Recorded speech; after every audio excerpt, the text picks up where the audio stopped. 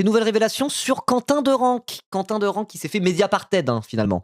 Voilà, vraiment classique Mediapart. Classique Mediapart, ça arrive 2 semaines après un truc et en mode genre ah, on a un article extrêmement banger avec des révélations totalement folles qui changent tout le narratif. C'est vraiment le classique Mediapart. De toute façon, c'est pour ça que les gens aiment bien Mediapart généralement. Il y a d'autres raisons de pas trop aimer Mediapart parfois, et j'en rejoins certaines d'elles. Même si moi, j'avoue, je suis un peu un suceur de Mediapart. C'est comme ça, c'est mon côté journalope. Qu'est-ce que vous voulez que je vous dise? Qu'est-ce que vous voulez que je vous dise? Oh, en tout cas, voilà, sur ce genre de truc, quand Mediapart fait ce genre de travail d'investigation, etc., même les haters sont en mode non, bon, voilà. Pour ça, Mediapart, on critique pas. Voilà.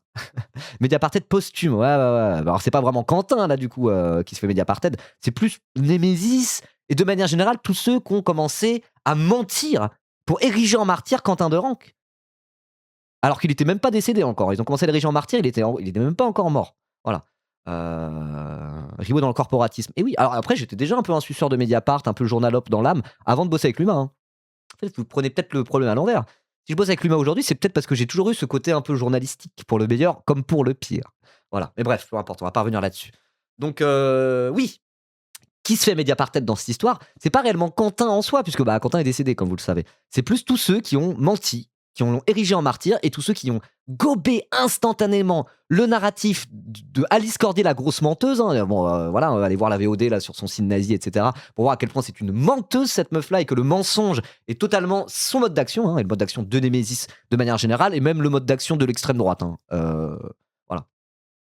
Donc c'est plus tous ceux-là qui sont fait Mediaparted. Sachant qu'en plus, rappel, il y a eu une putain de minute de silence à l'Assemblée nationale, au cœur de nos institutions républicaines, pour quelqu'un qui, du coup, est littéralement un néo-nazi assumé qui écrivait des dingueries sur Twitter. Parce que c'est ça l'article de Mediapart, c'est ça le principe de cet article. Ils ont retrouvé, je sais pas comment, mais il explique dedans, je l'ai pas encore lu, comment ils ont retrouvé les comptes Twitter de Quentin.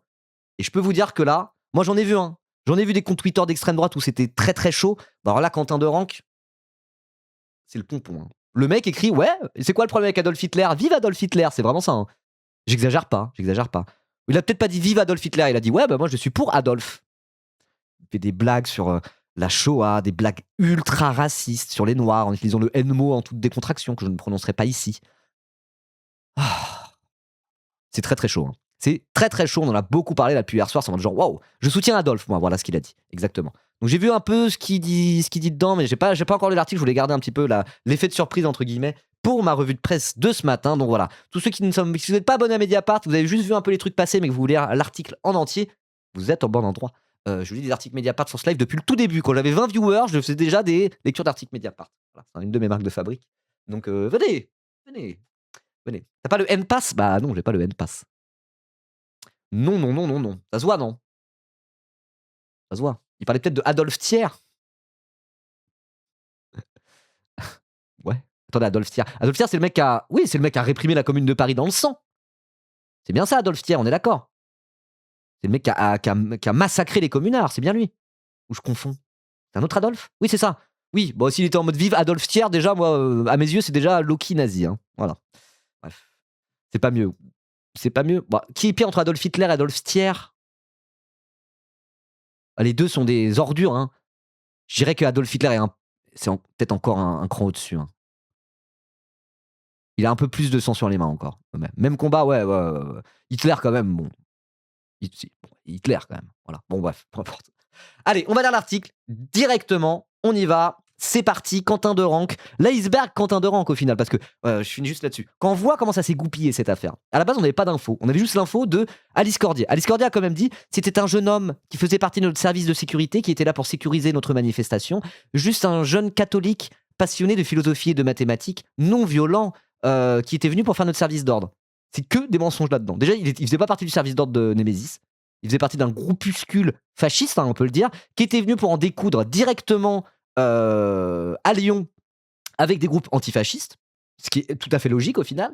Donc déjà, premier mensonge, c'était pas le service de sécurité de Némésis. Et deuxièmement, c'était pas juste un jeune homme patriote, innocent, passionné de philosophie et de mathématiques. C'était un mec néo-nazi qui était dans les pires groupuscules de l'enfer et qui se formait au combat aussi. Apparemment, ils en parlent dans l'article. Qui se formait au combat, qui était là pour aller au contact avec des antifas, quoi. Donc, enfin, je veux dire, À la base, c'était en mode non, ce n'était pas une rixe, c'était un lynchage. Il s'est fait prendre à 10 contre 1, blablabla. Blablabla. Comment ce narratif a été battu en brèche, vraiment, c'est l'iceberg Quentin de Rank. Et là, je crois qu'on a été tout au fond de l'iceberg, c'est la dernière partie de la vidéo de Feldup. Où là, vraiment, on va pas pouvoir aller plus loin, quoi. Mais c'était petit à petit en mode genre, mais attends, il est passé par tel groupe, mais c'est un groupe néofasciste ultra vénère, ça. Attends, il était pote avec telle personne. Attends, il était à la manif du comité du 9 mai. Manif néofasciste avec des tambours en référence aux jeunesses hitlériennes. Ah ouais, ça avait l'air d'être un bon nazi quand même. Et là, c'est bon, on a retrouvé ses comptes Twitter, du coup, c'est confirmé de chez confirmé. C'était bel et bien un nazi, hein. On peut le dire, on peut le dire. Alors après, peut-être c'était un petit troll edgy. Il n'était pas profondément, authentiquement un vrai néo-nazi au fond de son cœur, mais en fait, on s'en bat les couilles, quoi. Tu dis pas, j'approuve Adolf Hitler sur les réseaux sociaux si t'es pas un nazi. Point à la ligne, ça va. Ça va. Peut-être que c'est juste du lore militant de l'extrême droite suprémaciste blanche et néofasciste. Peut-être. Mais toujours est-il qu'il appartient à l'extrême droite suprémaciste blanche et néofasciste et que ça fait partie de son lore. Il se permet de faire des blagues là-dessus, quoi qu'il en soit. Donc je veux dire, ça ne change rien. Ça ne change rien. C'est un nazi, on peut le dire, c'est officiel. Hein. C'est officiel. Voilà. Bref, allez. On va lire l'article sans plus attendre. C'est parti. Quentin de Rank, catholique traditionnaliste à la ville et néo-nazi en ligne. Le militant tué à Lyon gravitait depuis plusieurs années dans les cercles néofascistes locaux. Des milliers de posts anonymes sur X, anciennement Twitter, retrouvés par Mediapart, montrent l'étendue de sa pensée raciste et antisémite, construite autour d'une glorification du fascisme et une nostalgie du nazisme. Attendez, voilà, quand même, rien que le chapeau de l'article, ça, moi genre, ah oui, à tout ça. Ah ouais, et encore une fois, c'est un truc que je dis souvent sur Mediapart. Mediapart, dans le style, dans la, on va dire leur manière d'écrire les articles, ils essayent vraiment d'être le plus neutre et factuel possible. Souvent, il n'y a pas beaucoup de figures de style, c'est pas très verbeux, et c'est pas plus mal comme ça. Hein. C'est vraiment en mode genre déontologie journalistique plus. On écrit vraiment de manière neutre et factuelle. Les mots sont pas utilisés au hasard. Ils grossissent pas le trait pour essayer de coller à une ligne éditoriale de gauche ou quoi que ce soit. Alors, quand ils disent nostalgie du nazisme, a priori, c'est vraiment premier degré de la nostalgie du nazisme. Voilà. Quand ils écrivent glorification du fascisme, c'est ni plus ni moins que de la glorification du fascisme avec un grand F, quoi. Ils ont pas mis néo-fasciste, vous voyez. Et ils disent vraiment pas les mots au hasard. Donc, quand dès le chapeau de l'article, Mediapart, il écrit ça, bon. Sa pensée raciste et antisémite, construite autour d'une glorification du fascisme et une nostalgie du nazisme.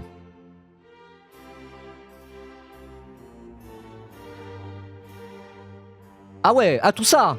Ah ouais. Ah là là, ils ne cherchent pas à faire des jeux de mots pourris, comme les 3 quarts de la presse française depuis Libé. Ouais, Libé, parfois, c'est un peu ça, ils font des petites blagues. Le Monde, parfois, il y a certains articles qui sont un peu verbeux sur les bords, c'est écrit un peu avec un style et tout. Mediapart, c'est vraiment pas comme ça, quoi. Après, Le Monde, il y a vraiment des super articles pour le coup. Moi, je préfère Le Monde à Libé, typiquement. Libé est considéré plus de gauche que Le Monde, mais en fait, la ligne éditoriale du Monde est plus neutre pour le coup. Alors après, quand ils parlent de la gauche française, parfois, ça pue un peu du cul, hein. Et parfois, ils ont des biais un peu atlantistes, je ne sais quoi. Mais en vrai, je trouve qu'il y a quand même pas mal de bons articles dans Le Monde, quoi. Voilà. Moi, au final, je lis plus Le Monde que Libé, de plus en plus. Voilà. Ouais, non, Libé. Après, sur l'extrême droite, Libé, ils font des bons articles. Sur l'extrême droite, ils font des bons articles pour le coup, Libération. Mais à part les articles sur l'extrême droite, moi, je lis quasiment plus du tout Libération. Hein. Voilà. Oui, Le Monde, ça met une drill à Libé, on est d'accord. Mais Le Monde, il est vaste. Le Monde, c'est de la merde. Bah, ça dépend. Il y a vraiment des bons articles dans Le Monde. Hein. Il y a vraiment des bons articles. De toute façon, on peut pas dire d'un journal entier c'est de la merde ou c'est pas de la merde. Enfin, s'il y en a, oui, effectivement, quoi. Mais moi, vraiment, très souvent, je trouve que c'est des articles du Monde où je suis en mode, oh, trop bien cet article. Là, l'article sur la Chine, superpuissance scientifique de demain, là, qu'on a lu l'autre jour, c'est vraiment super cet article. Hein. Il était vraiment bien. Le Monde Diplo, ouais, bah, je suis abonné au Monde Diplo. Je suis abonné au Monde Diplo, Mediapart, l'Humanité. Et après, je lis sans être abonné via d'autres abonnements, d'autres gens qui me prêtent Le Monde et un peu Libération, mais de moins en moins. Voilà. Bref. Allez. Il y a d'abord eu les hommages élogieux. Quentin est un nouveau converti au catholicisme, engagé pour le bien commun, avec une noblesse d'âme impressionnante. Une noblesse d'âme impressionnante. Alors, retenez ce groupe nominal. Une noblesse d'âme impressionnante. Engagé pour le bien commun, ok? On retient ça. On retient ça, le gars dans un coin de la tête pour la suite de l'article, ok? Puis arrivait la minute de silence à l'Assemblée nationale. À 15h, le lendemain, tout l'hémicycle s'est levé pour le jeune Quentin. Les mots de la présidentielle, Braun-Pivet. Le militant d'extrême droite venait d'être déclaré mort après avoir été passé à tabac par des militants antifascistes, en marge d'un affrontement entre 2 bandes rivales. Allait suivre un débat national, jetant notamment l'opprobre sur le mouvement de la France insoumise, accusé de proximité avec le mouvement antifasciste. Accusé, proximité avec le mouvement antifasciste, c'est plutôt bien du coup, non? Ah, on fait un petit siamo tutti antifascisti? Pour réaffirmer nos valeurs? Allez, c'est le moment. C'est le moment. On fait un petit siamo. Allez, vous le faites aussi chez vous. Siamo tutti antifascisti! Siamo tutti antifascisti! Vous l'avez fait chez vous? Voilà. Non, c'est bien l'antifascisme, hein. Le lien entre LFI et l'antifascisme, c'est bien. C'est stylé.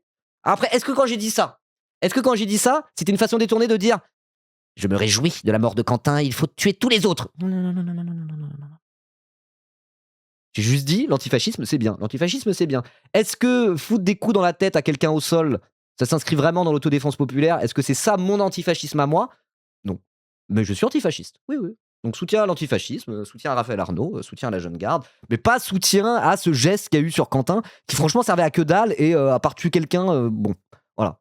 Mais en tout cas, une chose est sûre, c'est que lui rendre hommage à ce putain de nazi, ça dégage, quoi. Voilà, tout simplement. Mais quand je dis ça, je n'approuve pas sa mort ou cette méthode d'action pour autant.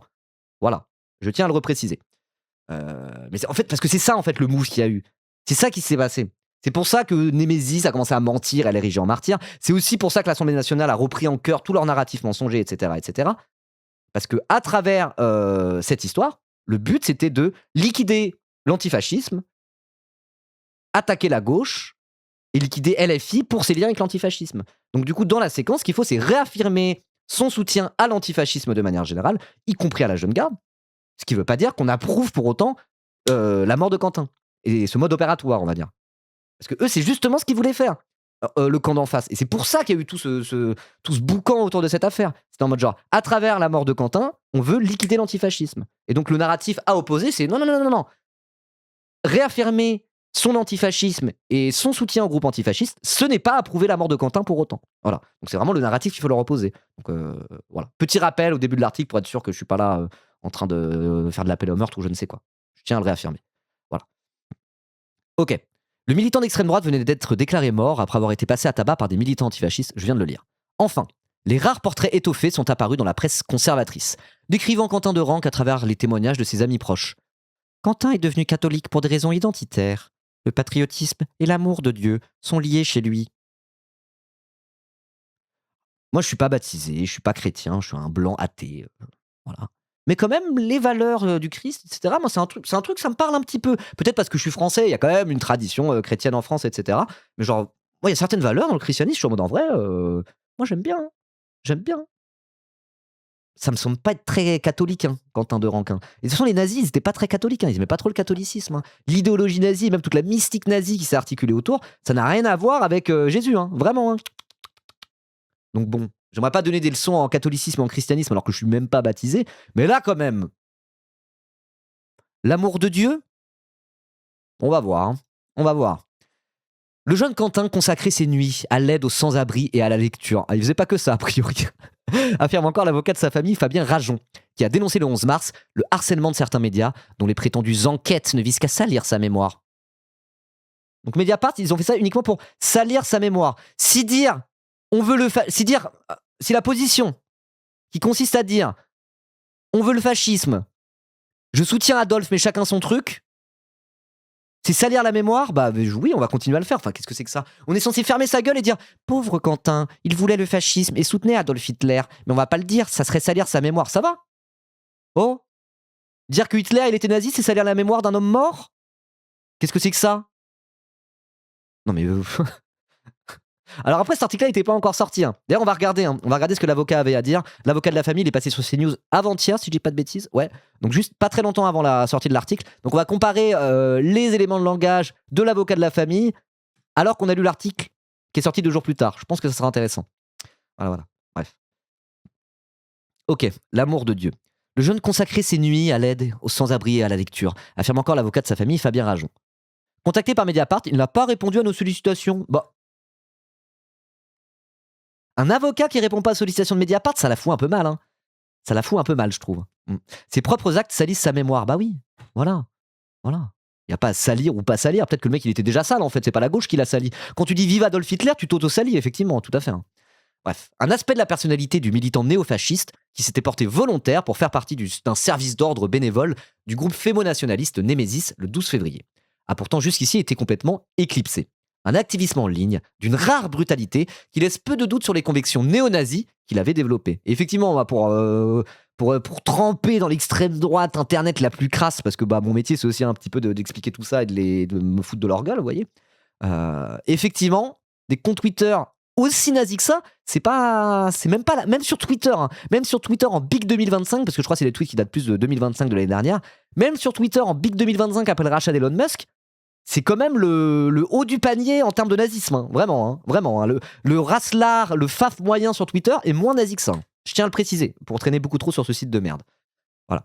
Mediapart a identifié des milliers de posts que Quentin Derenc a publiés sous pseudonyme ces 2 dernières années sur le réseau social X. Si elle confirme le portrait de fervent catholique et intellectuel appliqué que ses amis ont dressé, ces publications donnent aussi à voir l'étendue vertigineuse d'une pensée structurée autour d'un racisme et d'un antisémitisme décomplexé, ainsi qu'une glorification assumée du fascisme et de la nostalgie du nazisme. Donc voilà, je vous propose de regarder ce premier petit florilège. De toute façon, après, ils vont reparler un petit peu plus loin dans le truc. On veut le fascisme. Le fascisme est bien meilleur que ton, je cite, idéologie de salope. Je sais pas qui répondait, hein. Mais l'idéologie de salope, c'était quoi? Le communisme, le socialisme, je sais pas, hein, il parlait probablement à un gauchiste, quoi. Le fascisme est bien meilleur que ton idéologie de salope. Après, c'est bien, il dit tout haut ce que l'extrême droite pense tout bas en réalité. Hein. Enfin, faut pas oublier un truc, c'est que le nazisme, c'était pas que l'antisémitisme. Évidemment que l'antisémitisme était absolument au cœur de l'idéologie nazie, parce que le nazisme, tu le décris pas en une phrase, hein, mais le nazisme, c'était une explication raciale intégrale. C'est-à-dire que tous les mots de l'Allemagne, tout leur prisme de lecture de comment fonctionne la société s'articulait autour d'une vision raciale. Tout est expliqué par le racial, par la hiérarchie des races. Quoi. Et dans cette vision raciale intégrale, la position de la figure du juif racialisé, hein, comme étant de race juive, était ultra centrale dans la hiérarchie des races, comme étant à la fois tout en bas de la hiérarchie des races, et en plus des espèces de vislards qui tirent les ficelles et veulent détruire la glorieuse race aryenne. Quoi. Donc l'antisémitisme, il est au cœur de l'idéologie nazie. Ceci étant dit, on ne peut pas résumer le nazisme uniquement à l'antisémitisme. Il y a plein d'autres trucs. Et il y a un truc qui est pareil au cœur de l'idéologie nazisme, c'est l'anticommunisme et l'anti-bolchevisme à l'époque. Ça s'appelait comme ça. J'ai déjà parlé du documentaire que j'ai été voir il y a 2 jours, là, sur les volontaires français de la Waffen-SS qui étaient d'abord engagés dans la Légion des volontaires français dès 1941 sur le front de l'Est, à aller faire la Shoah par balle en tirant dans la balle de nuque de femmes et enfants et hommes juifs dans des fosses communes, et s'amuser à se prendre en selfie avec des partisans pendus, avec des pancartes autour du cou de je suis un partisan, j'ai mérité la mort. Tu regardes ça, c'est tellement macabre, c'est absolument atroce. Et je veux dire, ceux qui allaient faire ça, les volontaires français qui allaient sur le front de l'Est, laisser s'exprimer leur pire pulsion meurtrière, ils avaient 2 cibles, c'était les juifs et ce qu'ils appelaient les partisans qui étaient des communistes, quoi. Ils y allaient en mode abat les juifs et les bolcheviks, mais c'était les deux. C'est pas pour rien qu'ils parlaient de judéo-bolcheviques. Et pour eux, tout ça, c'était lié, quoi. C'était des gens qui étaient contre la nation, contre l'unité nationale, contre la race blanche, contre la France éternelle, etc., quoi. Voilà. Mais je veux dire, le nazisme, c'est de l'antisémitisme, qui est au cœur de l'idéologie nazie, mais aussi l'anti-bolchevisme. Et quand t'écoutes les volontaires français nazis, qui s'engageaient vraiment pour aller tuer des gens et massacrer des gens, ils étaient antisémites et anti-bolcheviques. Il n'y a pas un des témoignages qu'il y a dans le documentaire où ils ne disent pas « Abat Staline, abat le bolchevisme ». Tous, ils le disent. Tous, ils le disent. Donc ça, il faut le rappeler. Hein. Au cœur de l'idéologie fasciste, il y a l'anticommunisme. Vraiment. C'est important de le comprendre. Parce que peut-être que le communisme, peut-être que le socialisme, avec un grand S, n'est-ce pas? Peut-être que ceci est l'antidote à tout ça, finalement. Peut-être. Peut-être. C'est juste une hypothèse. C'est juste une hypothèse. C'est peut-être pour ça que moi, en tant qu'antifasciste, un peu matrixé aussi par l'histoire du XXe siècle et la Seconde Guerre mondiale, je me suis intéressé assez tôt aux idées communistes. Hein. Je dis ça, c'est comme ça. Hein. Vous faites ce que vous voulez. Hein. C'est mon interprétation. C'est mon interprétation. Alors après, bon, ça dépend quel type. Le communisme, oui, mais lequel hein. Il y a aussi un communisme un peu suranné qui intègre mal les questions antiracistes, décoloniales, etc., etc., etc. Quoi. Donc j'ai pas envie de faire le coco class first un peu con, mais quand même, quand tu regardes l'histoire, le communisme c'est un peu l'ennemi juré du fascisme, voilà, historiquement. Donc voilà, ton idéologie de salope, le fascisme est bien meilleur, bah oui, bah ok, bah il parle comme un nazi classique, hein, il parle comme un fasciste, tout ce qu'il y a de plus classique. Au moins il a l'honnêteté de le dire, Moi je dirais que le communisme est une bien meilleure idéologie que le fascisme. Mais chacun a son truc, voilà. Après, il assume d'être fasciste, au moins c'est bien. Autre tweet, on se passerait bien des médecins arabes. Ok, je l'avais pas vu celui-là. Les immigrationnistes et les antiracistes sont des merdes. On se passerait bien des médecins arabes, mais t'enlèves les médecins arabes en France, il n'y a plus de médecine. Hein. T'as certains endroits, certains hôpitaux, voilà. Les bourgeois, bac plus 12, docteurs français, ils sont en mode genre, ah non, je vais me faire plein de thunes en libéral, avec des dépassements d'honoraires. Et les seuls qui restent dans certains hôpitaux publics, dans certaines, en HP aussi, dans certaines institutions psychiatriques, etc., etc., bah, t'enlèves des Arabes et des Arabes immigrés qui parfois n'ont même pas la nationalité française. T'as un tiers des médecins en France qui disparaissent, quoi. Donc vas-y, on se passerait bien des médecins arabes. Bah, j'aimerais t'y voir, tiens, sans médecin arabe en France, hein. Vraiment, hein. Au contraire, merci les Arabes, hein, d'être médecins en France, hein. Sans ça, on serait bien dans la merde sans vous, hein. Aïe, aïe, aïe. Si on avait un vrai dirigeant, il utiliserait les débordements de ce soir pour mater la. Moi, je peux même pas lire ce mot. C'est le N-word avec aïe à la fin. La aïe. Comme un grand homme avait su le faire avec l'incendie du Reichstag. Donc il parle d'Hitler, hein. Voilà. Si on avait un vrai dirigeant, il utiliserait les débordements de ce soir pour mater les Noirs, hein, on va dire, je vais le dire comme ça, comme Hitler. Voilà. On les a trop culpabilisés d'avoir eu une excellente utilisation des réseaux ferrés. Il parle des nazis. Une excellente utilisation des réseaux ferrés. Rappelle qu'il y a des gens qui sont toute la journée en train de dire la gauche est tellement antisémite, ce sont eux les nouveaux nazis. Vive Quentin de Ranc, c'était juste un jeune patriote. Bah, Quentin de Ranc, il faisait littéralement des blagues sur la Shoah et la déportation des Juifs, hein. Bon, voilà. Et donc moi, je suis censé fermer ma gueule et rendre hommage et sucer la bite de ce gars-là? Pardon? Mais qu'il aille se faire enculer, hein. Qu'il aille se faire enculer, c'est bon, ça va. Moi, je soutiens Adolphe, mais chacun son truc. Et évidemment, Free Rhodesia. Ouais, bah moi, je soutiens pas Patricien D, a.k.a. Quentin de Ranc, hein. Voilà, donc c'est un peu le pédigré de ce qu'on a trouvé sur ses comptes Twitter, hein. Je dirais pas que ce sont des blagues. C'est dit sur le ton de l'humour, mais c'est de l'humour de nazi. Voilà. C'est le genre de blague que les nazis font, quoi. Voilà. Ribo, faut lire en dessous, ça aide à comprendre le contexte de ces paroles de merde. Oui, voilà, c'est pour le petit teasing, mais on va lire l'article en entier, vous inquiétez pas. Il faut que les lois Pleven et Guesso soient supprimées, énonce-t-il dans l'une de ses premières publications le 2 mai 2023, à propos des lois françaises qui interdisent notamment de nier la Shoah. Voilà, donc la loi Guesso, c'est une des articles, en gros, c'est un truc qui encadre la liberté d'expression, une loi qui dit la contestation de crimes contre l'humanité est illégale en France, on n'a pas le droit de le faire. À ce titre, la liberté d'expression française n'est pas intégrale. C'est très bien comme ça, voilà. T'as pas le droit de faire l'incitation à la haine raciale, t'as pas le droit de faire la négation de crimes contre l'humanité. On a le droit de le faire aux États-Unis, on n'a pas le droit de le faire en France. Moi, je préfère le modèle français, personnellement. Donc il y a tout un tas de gars matricés par la liberté d'expression, soi-disant, qui sont en mode suppression de la loi Guesso. Mais 100% des gens qui sont pour la suppression de la loi Guesso sont en vrai pour l'autorisation du négationnisme. Et donc évidemment que c'était le cas de Quentin de Ranc, puisqu'il avait l'air de dire que la Shoah c'était un peu basé, quoi. Le début d'une logorée qui n'a fait que s'intensifier à mesure de son utilisation de la plateforme et de ses interactions avec d'autres militants néo-nazis. Durant des mois, s'accumulent des posts négationnistes, fascistes, antisémites, racistes, islamophobes, homophobes. Quentin de Ranc est né le 13 juillet 2002 d'une mère péruvienne et d'un père français à Perpignan. Et il y passe quelques années avant que ses parents déménagent en Auvergne-Rhône-Alpes. Ils se rendent parfois dans le village de Cucuron, dans le Vaucluse, au nord d'Aix-en-Provence, où le grand-oncle de Quentin de Ranc a été maire pendant 20 ans. C'est ici, dans un caveau familial, qu'il a été enterré le 25 février dans la plus grande discrétion. Pour éviter les risques de profanation, les fleurs ont été déposées uniquement au milieu du cimetière du petit village, sous une statue de Jésus crucifié. Casa Pont Blocco Studentesco, lit-on sur une gerbe, du nom de l'organisation néofasciste italienne, connue pour son influence sur la mouvance française. Ok, oui, Casa Pont, c'est ça, on connaît Casa Pont. Effectivement, c'est une organisation fasciste, néofasciste italienne. Ok. Il est scolarisé dans le lycée catholique privé sous contrat Robin à Vienne, dans l'Isère, un établissement qui brasse des milliers d'élèves par an. En parallèle, il prend des cours de guitare électrique dans un centre social d'un quartier prioritaire viennois. Un professeur se souvient d'un gentil gamin, petit et fin, et très obéissant avec son père. Je ne me souviens pas d'une personnalité très affirmée, mais il était très preneur de la moindre proposition, ajoute-t-il. Après, c'est quand il était plus jeune, hein. Parfois, il y a justement des gens, c'est des ados absolument normaux, tranquilles, et puis arrivés à 18, 19 ans, ils virent full nazi, quoi. Et quand il y a des témoignages de gens qui l'ont connu au lycée, ils sont en mode, bah, il était pas du tout comme ça à l'époque, on ne comprend pas comment il a pu se faire matrixer le cerveau par une idéologie aussi nauséabonde. C'est le cas, par exemple, d'un certain Jordan Bardella. Voilà, il y avait eu une super enquête du Monde Magazine. Vous avez été retrouver des gens qui étaient avec lui au lycée, etc., pour faire une enquête. C'est là où on a appris qu'il était youtubeur Call of Duty à la base. Et du coup, il demandait à des camarades de classe qui étaient avec lui en seconde, première, terminale. Il était en mode, mais incompréhensible à nos yeux qu'il soit barré au Front National, quoi.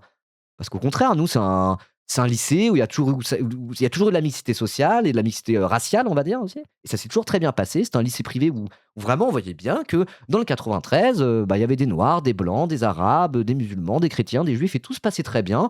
Et Bardella, il évolue là-dedans en mode tout va très bien. Et puis on ne comprend pas pourquoi il a viré FN d'un coup comme ça, quoi. Donc il y a souvent des témoignages comme ça. Et j'ai l'impression que c'est un peu pareil pour Quentin, du coup. Voilà, voilà. Le trauma de Tolbiac, non, c'est avant Tolbiac, c'est avant Tolbiac. C'est bon, voilà. En direct sur Call of, tout à fait. Parce que c'est des incels? Je sais pas exactement. C'est compliqué, hein, mais c'est aussi, je sais pas, à un moment donné, tu te cherches et pour certains jeunes hommes, se chercher, ça passe par devenir nazi, quoi. Je sais pas, c'est assez étrange à mes yeux. Attends, il y a un autre truc étrange. Là, je regardais vite fait. Libération FR est en train de jouer à Slay the Spire 2 sur Twitch. Bizarre la modernité. C'est marrant un peu. Bon, je sais pas. J'ai toujours pas essayé Slay the Spire 2, il faut que j'y joue. Ou alors j'attends là c'est l'early access, j'attends le jeu final. Je sais pas. La pipeline gamer masculine celle nazi, ouais, il y a un petit peu de ça, mais je sais pas. Il a pas commencé au PCF, Bardella? Non. Non, tu confonds avec Alan Soral. Ah. Oui, j'ai une playlist à partager sur les musiques que j'utilise en live, tout à fait. Point d'exclamation playlist dans le chat. Hop là. La playlist radio dans la sauce est dispo sur Spotify, Deezer, YouTube Music et Apple Music. Voilà. 12 heures de musique. Très très bien. Et il y aura le volume 2 qui sortira au début de l'été. Voilà. Ok. Quentin Deranque entame ensuite ses études supérieures en septembre 2020 à Lyon 1, en parcours mathématiques et économie. Le jeune homme est toujours resté très proche de ses parents, formant une famille tranquille et peu nombreuse, dit-on à Mediapart. Quentin Deranque a aussi une sœur de quelques années de moins, qui vivrait dans le sud-ouest, selon le Figaro. Lui rentrait quasiment tous les week-ends et fréquentait assidûment les paroisses de la région. Bah si ça veut dire... Oui, bah ça ok, il n'y a pas de souci. D'ailleurs, c'est cet aspect-là qui a été présenté dans les médias par rapport à Quentin. Et oui, bah, que ce soit un fervent catholique, très famille, de droite traditionnelle, et bon, bah, il fait ce qu'il veut, hein, ça, il n'y a pas de souci. Mais justement, c'est cet aspect-là de Quentin qui a été présenté, alors que voilà, il y a Docteur Docteur Deranque et Mister Quentin, j'ai envie de dire, dans cette histoire. Et que voilà, hein, sous ces airs bon chic, bon genre de jeunes catholiques très famille, bah, il y avait un néo-nazi qui se cachait, et en fait, sur Internet, ça y allait franco avec ça, sans mauvais jeu de mots. Ok. Depuis sa mort, ses parents refusent de prendre la parole, renvoyant toute sollicitation vers leur avocat Fabien Rajon. Voir la boîte noire, on va la lire, ça risque d'être intéressant. Il y a des parents qui ont perdu un enfant. La famille est dépassée par ce retentissement, il faut les comprendre. Rappelle l'entourage de la famille. Ok, bon, c'est leur droit. Après 2 années à Lyon, passées avec succès, décrit une source en interne, puis un stage à l'été 2022 dans le domaine de l'énergie, sur le lieu de travail de son père, il disparaît des radars scolaires. Bien qu'inscrit en 3e année entre 2022 et 2025, il ne se présente pas aux épreuves et n'obtient pas de diplôme. Ce n'est qu'en septembre 2025 qu'il se réinscrit dans un autre cursus, suivant un bachelor universitaire de technologie, un but, un peu comme un DUT j'imagine, de sciences des données à Lyon 2. Ok, sciences des données. Dans ces 3 années de creux, on ne sait quasiment rien. Selon les témoignages, pardon, je lis mal, attendez. De ces 3 années de creux, on ne sait quasiment rien. Selon les témoignages de ses proches, c'est à cette période que sa fréquentation des paroisses s'intensifie. C'est aussi à cette époque que Quentin Deranque poste frénétiquement sur x.com, anciennement Twitter. Et c'est ça qui va nous intéresser surtout dans cet article. Un BUT, c'est le nouveau DUT en 3 ans? Ah ouais? Putain, je suis à la ramasse, je savais même pas. Je savais même pas que ça existait. Moi, j'ai fait un DUT. Mais BUT, c'est en 3 ans. Ok. C'est comme faire un DUT avec la licence pro intégrée derrière, quoi. Je pense. Ok. Au printemps 2023, il crée 2 comptes anonymes sur le réseau social d'Elon Musk. Patricien D et Gavariou. Et c'est drôle, parce que... Enfin, c'est drôle. C'est drôle, toute proportion gardée, mais du coup, il y a des tweetos parfois assez connus, même des mutus à moi par moment, qui au final se sont retrouvés à se dire, mais attends, ce mec que j'ai insulté il y a 1 an, c'était Quentin Deranque? Wesh. Ça existe plus des UT. Ok, bah je savais même pas. Salut Elias, comment ça va? Attends, je te fais un petit shout-out. Elias qui ne s'arrête plus de monter. Elias Fusroda, l'étoile montante, l'étoile montante de la gauche Twitch. Incroyable. T'as quoi? T'as 600 viewers ce matin, ça s'arrête plus, hein. Ah là là. Ça fait plaisir, ça. Ça fait plaisir. N'hésitez pas à les follow Elias si vous ne le connaissez pas déjà. Et merci Conta pour les 8,32 €. Merci beaucoup. Alors, ça arrondit pas notre cagnotte, mais vous savez, hein, vous connaissez la règle. Hein. Là, maintenant, le but, c'est de réarrondir. Voilà, il faut que quelqu'un fasse une somme qui finit par 68 centimes. Ok. Donc, oui, allez, je vous montre un peu là le truc de Patricien D et Gavariou. Il y a des tweets qui ont été retrouvés. C'était en réponse à Gavariou ou Patricien D, un des deux. Alors, après, là, c'est tout pourri. On voit pas que c'est ça, mais je vous l'assure que ça l'est. On voit pas le truc en réponse, mais ça, c'était un compte de Gavariou ou Patricien D. C'était Quentin Deranque ce tweet, vous voyez. Donc Raev qui dit son truc classique, hein, des nouvelles de la suprématie blanche, de la citoyenneté conditionnelle des non-blancs, etc. Blablabla. On sait pas ce que Quentin a répondu, mais Raev a juste répondu et va te faire foutre. Donc j'imagine qu'il a sorti une immense dinguerie raciste. Hein. Tout simplement. Voilà. Rasselard de merde. Pareil, ce gars-là répondait à Quentin Deranque. On sait pas ce qu'il a dit, hein, le truc a été supprimé entre temps. Mais voilà quoi. Une vidéo avec des noirs, ok, ouais. Arrête de dire non, elles sont françaises. Redacted, Rasselard de merde. Donc a priori, il a dû dire des trucs bien racistes. Hein. Il a dû y aller assez fort là-dessus, quoi. Salut Pitch and Twix. Il a répondu à Régé aussi? Ah ouais, j'ai pas tout, j'en ai que 3 de côté. Et vous savez c'est quoi le pire? Vous savez même qui était choqué par les propos de Quentin Deranque sur Twitter? Frontière. Je ne sais pas exactement ce qu'il a pu dire sur les juifs, mais même Frontière, les très fascistes Frontières ont répondu: il y avait des juifs en Gaule avant que Jésus-Christ ne soit sur terre, si ça peut vous ramener sur terre. Même Frontière Média s'adressait à Quentin Deranque en disant: oh, par contre, non, calmos là, t'es un zinzin toi ou quoi?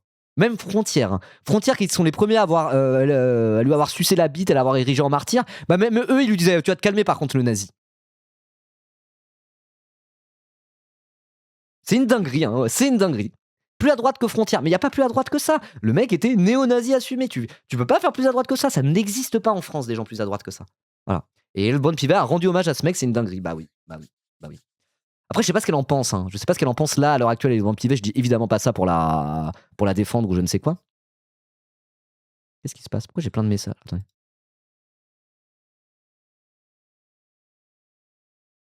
Ah non, c'est bon, j'ai un peu flippé. Quand j'ai plein de MP d'un coup, maintenant sur Twitter, je me dis quoi? Qu'est-ce qui se passe? Je me fais harceler? Non, ça va.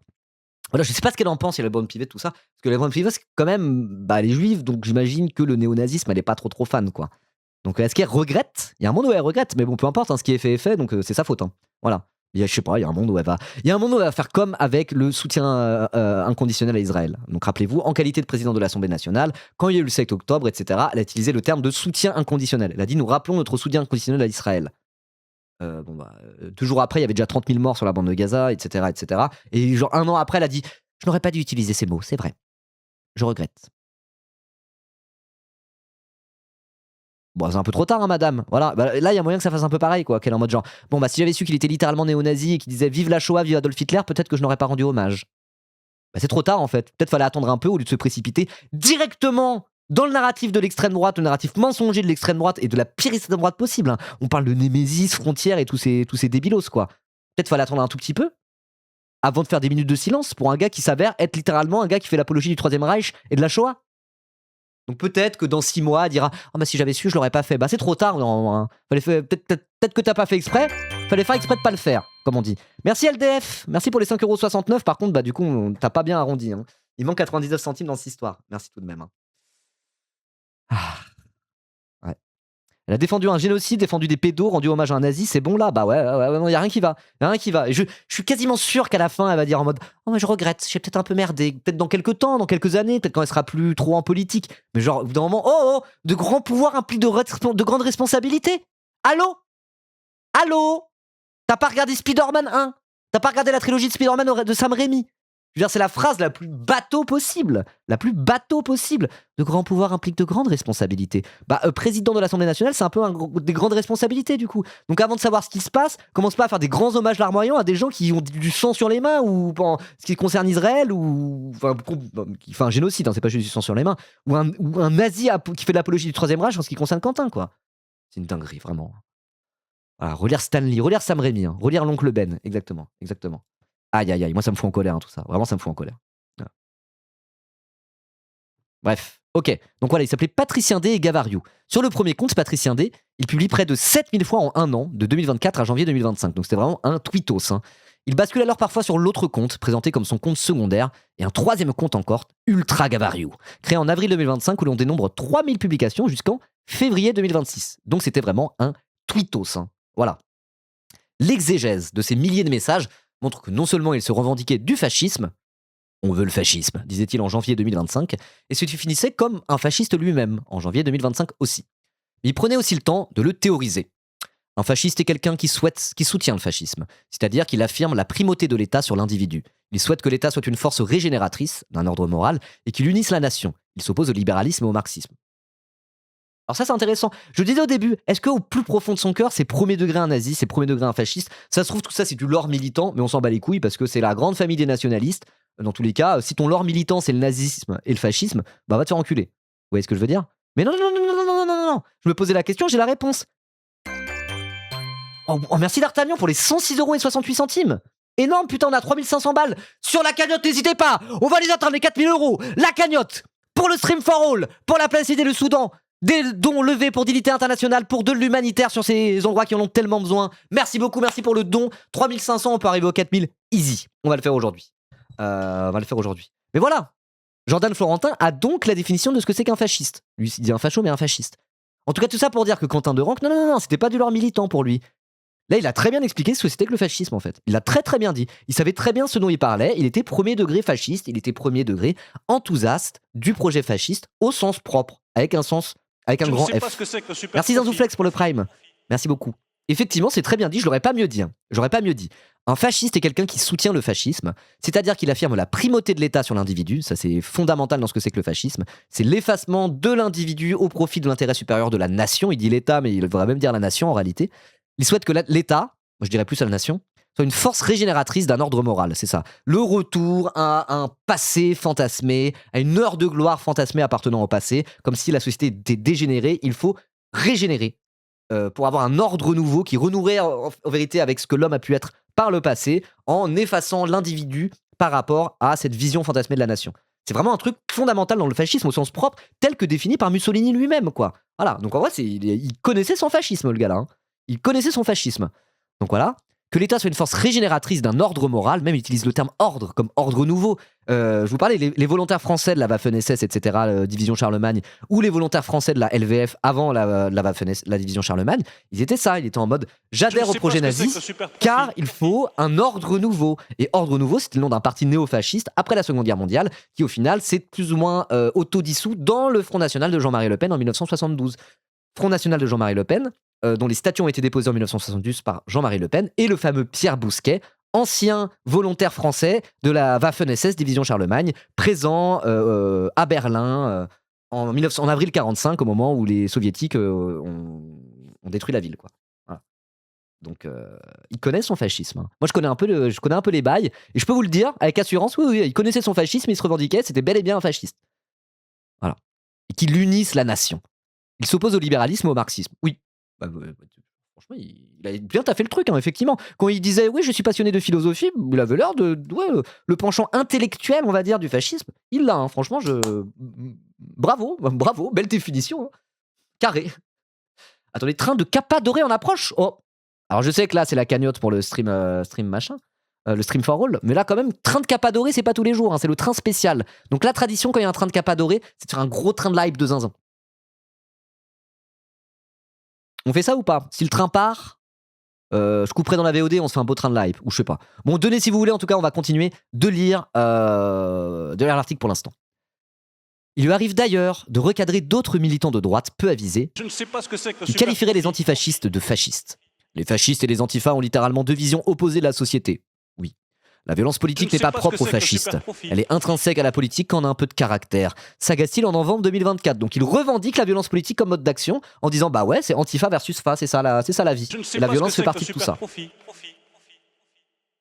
Bon bah, merci pour ces précisions, monsieur Quentin. Hein. Merci beaucoup. Alors, je vais mettre pause pour la VOD, donc attention, je vais faire le truc que je fais parfois. Si vous regardez la VOD, attention magie, on va se téléporter après le train de la hype, après ce moment d'appel au don. D'ailleurs, si vous regardez la VOD, n'hésitez pas à venir directement me regarder en live. Je lance le matin entre 9h30 et 10h, généralement, à peu près 4 fois par semaine. Voilà. Attention. Waouh, on s'est téléporté dans le temps. Voilà, le train de la hype, l'appel au don est terminé. J'ai fait mon chiffre d'affaires, c'est très bien. Donc pour ceux qui regardent la VOD, on reprend. Voilà, comme par magie, j'ai fait un peu de montage. C'est très bien. On reprend l'article sur Quentin Derenc. Allez, j'en étais où? Oui, donc il disait, les fascistes et les antifas ont littéralement deux visions opposées de la société. C'est vrai. La violence politique n'est pas propre aux fascistes, elle est intrinsèque à la politique quand on a un peu de caractère. S'agace-t-il en novembre 2024. Donc, Quentin Derenc lui-même revendiquait la violence politique comme intrinsèque à la politique. Enfin, la violence comme intrinsèque à la politique. Et voilà, il se revendiquait comme un fasciste qui utilise la violence politique. Puisqu'il a dit, oui, je suis fasciste, en expliquant très très bien ce que c'était que le fascisme d'ailleurs, donc il était vraiment premier degré. Et après, il explique que la violence politique n'est pas propre aux fascistes. Sous-entendu, elle est quand même un outil des fascistes. Donc voilà. Rappelle qu'au début, ils étaient en mode ce n'est pas une rixe. L'hypothèse de la rixe est définitivement écartée. Il y a des journalistes qui ont dit ça, des journalistes du Figaro, c'était repris dans les médias, non mais n'importe quoi. Alors que le gars, il était littéralement en mode genre, oui, je revendique la violence politique car je suis fasciste. Moi, je soutiens Adolphe, mais chacun son truc. Oh. Voilà. Merci pour les 5 €. Bon bah voilà quoi, merci beaucoup pour les 5 € dans la cagnotte. Tantôt sérieux, tantôt goguenard, il multiplie également les références nostalgiques au nazisme, tout simplement. En apprenant en novembre 2024 que 8 Allemands préparaient un coup d'État néo-nazi, il compare cette initiative au putsch de la brasserie d'Hitler en 1923, à Munich, survenu 9 ans avant l'accession au chancelier nazi au pouvoir. Voilà, c'est le moment où du coup il était en tôle à cause de ça. Dans 9 ans, nous serons définitivement de retour, prophétise-t-il. Donc il connaît son histoire d'Hitler en plus. Hein. Voilà, il sait très bien que c'était en 23, qu'il a fait sa première tentative de putsch, après il a dû faire de la tôle, il a écrit Mein Kampf, il est revenu, puis au final c'est en 33 qu'il a été mis au pouvoir, puis après l'incendie du Reichstag, etc. Il connaît son histoire, hein, vraiment. Quand il fait le genre le nazi, il sait de quoi il parle, quoi. Voilà. Lorsqu'un internaute poste un chapitre de Mein Kampf d'Adolf Hitler, il abonde à faire lire à tous les lycéens en septembre 2024. Oh, c'est chaud, hein. Ah, vraiment, je connais un peu les nazis, mais alors lui, franchement, c'est le pompon. Hein. J'ai rarement vu des nazis à ce point-là en France. En 2025, on fait pas pire. Hein. On fait vraiment pas pire. En juillet 2024, alors qu'un internaute manifeste son soutien au PD, Trans et Adelph, il réagit. Merci Liwick pour les 10 € dans la cagnotte, merci beaucoup. Moi, je soutiens Adolphe, mais chacun son truc. Oh. L'odeur du tweet. Hein. L'odeur du tweet. Un an plus tard, lorsqu'un utilisateur du réseau social mentionne les retards des trains en Allemagne, il répond le 14 août 2025. On les a trop culpabilisés d'avoir eu une excellente utilisation des réseaux ferrés. Une excellente utilisation des réseaux ferrés? Vas-y, répète pour voir. Ah, non, il peut plus répéter. Bon. Le jour où 18 mois de prison sont requis contre le leader néo-nazi Marc de Cacré pour avoir passé à tabac des militants de SOS Racisme, Quentin Deranque commente. Soutien à lui, il n'a rien fait de mal. Non mais ça va. Et quand le député Antoine Léaumont de LFI, vous connaissez, rappelle à Julien Audoul que son parti, le Rassemblement National, a été fondé par des Waffen-SS, effectivement, comme le fameux Pierre Bousquet dont je parlais tout à l'heure, Quentin Deranque assume. Et c'est très bien.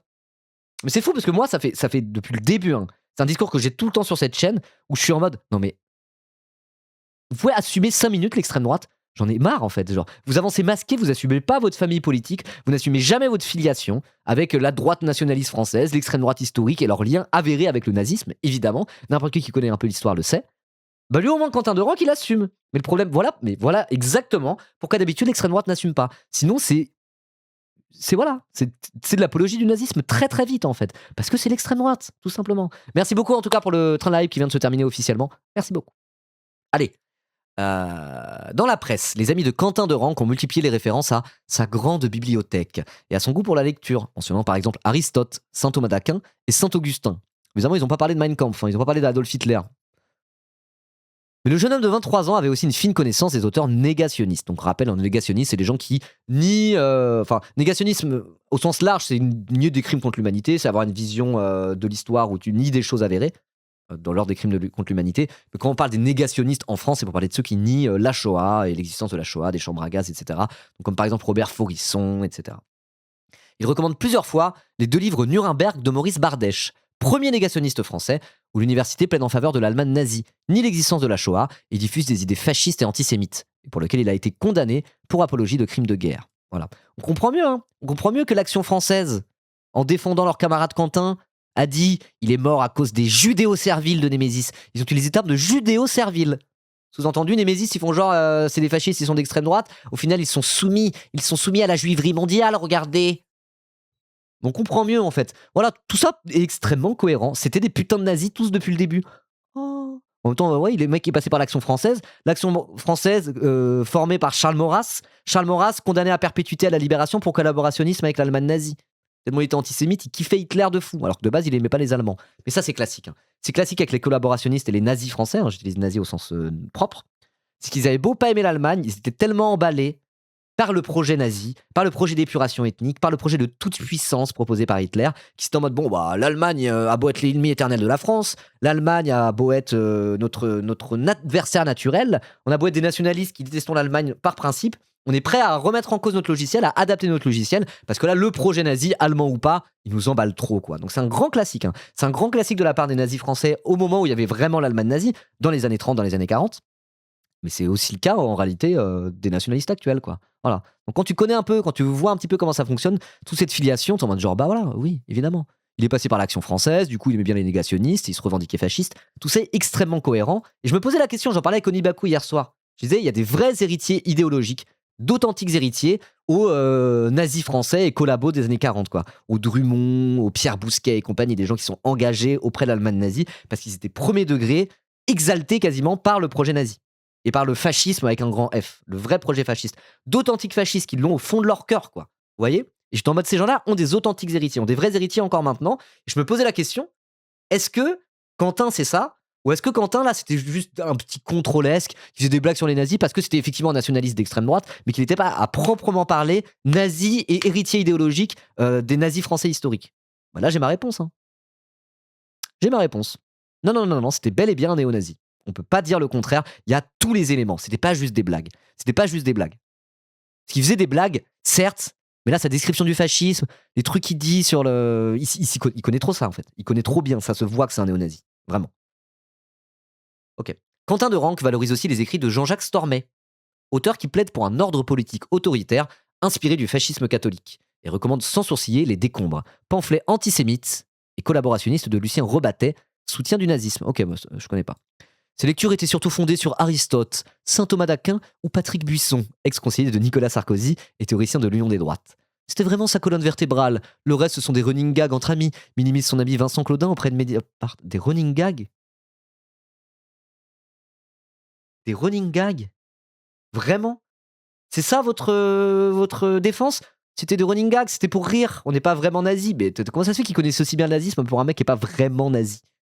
C'est pas, il a fait 2-3 blagues edgy sur Twitter une fois, quoi. Le mec, il connaît le fascisme par cœur. Il connaît les auteurs négationnistes. Et pas, c'est pas juste, il a fait une fois une blague sur Forisson. Non, non, non, non, non, non.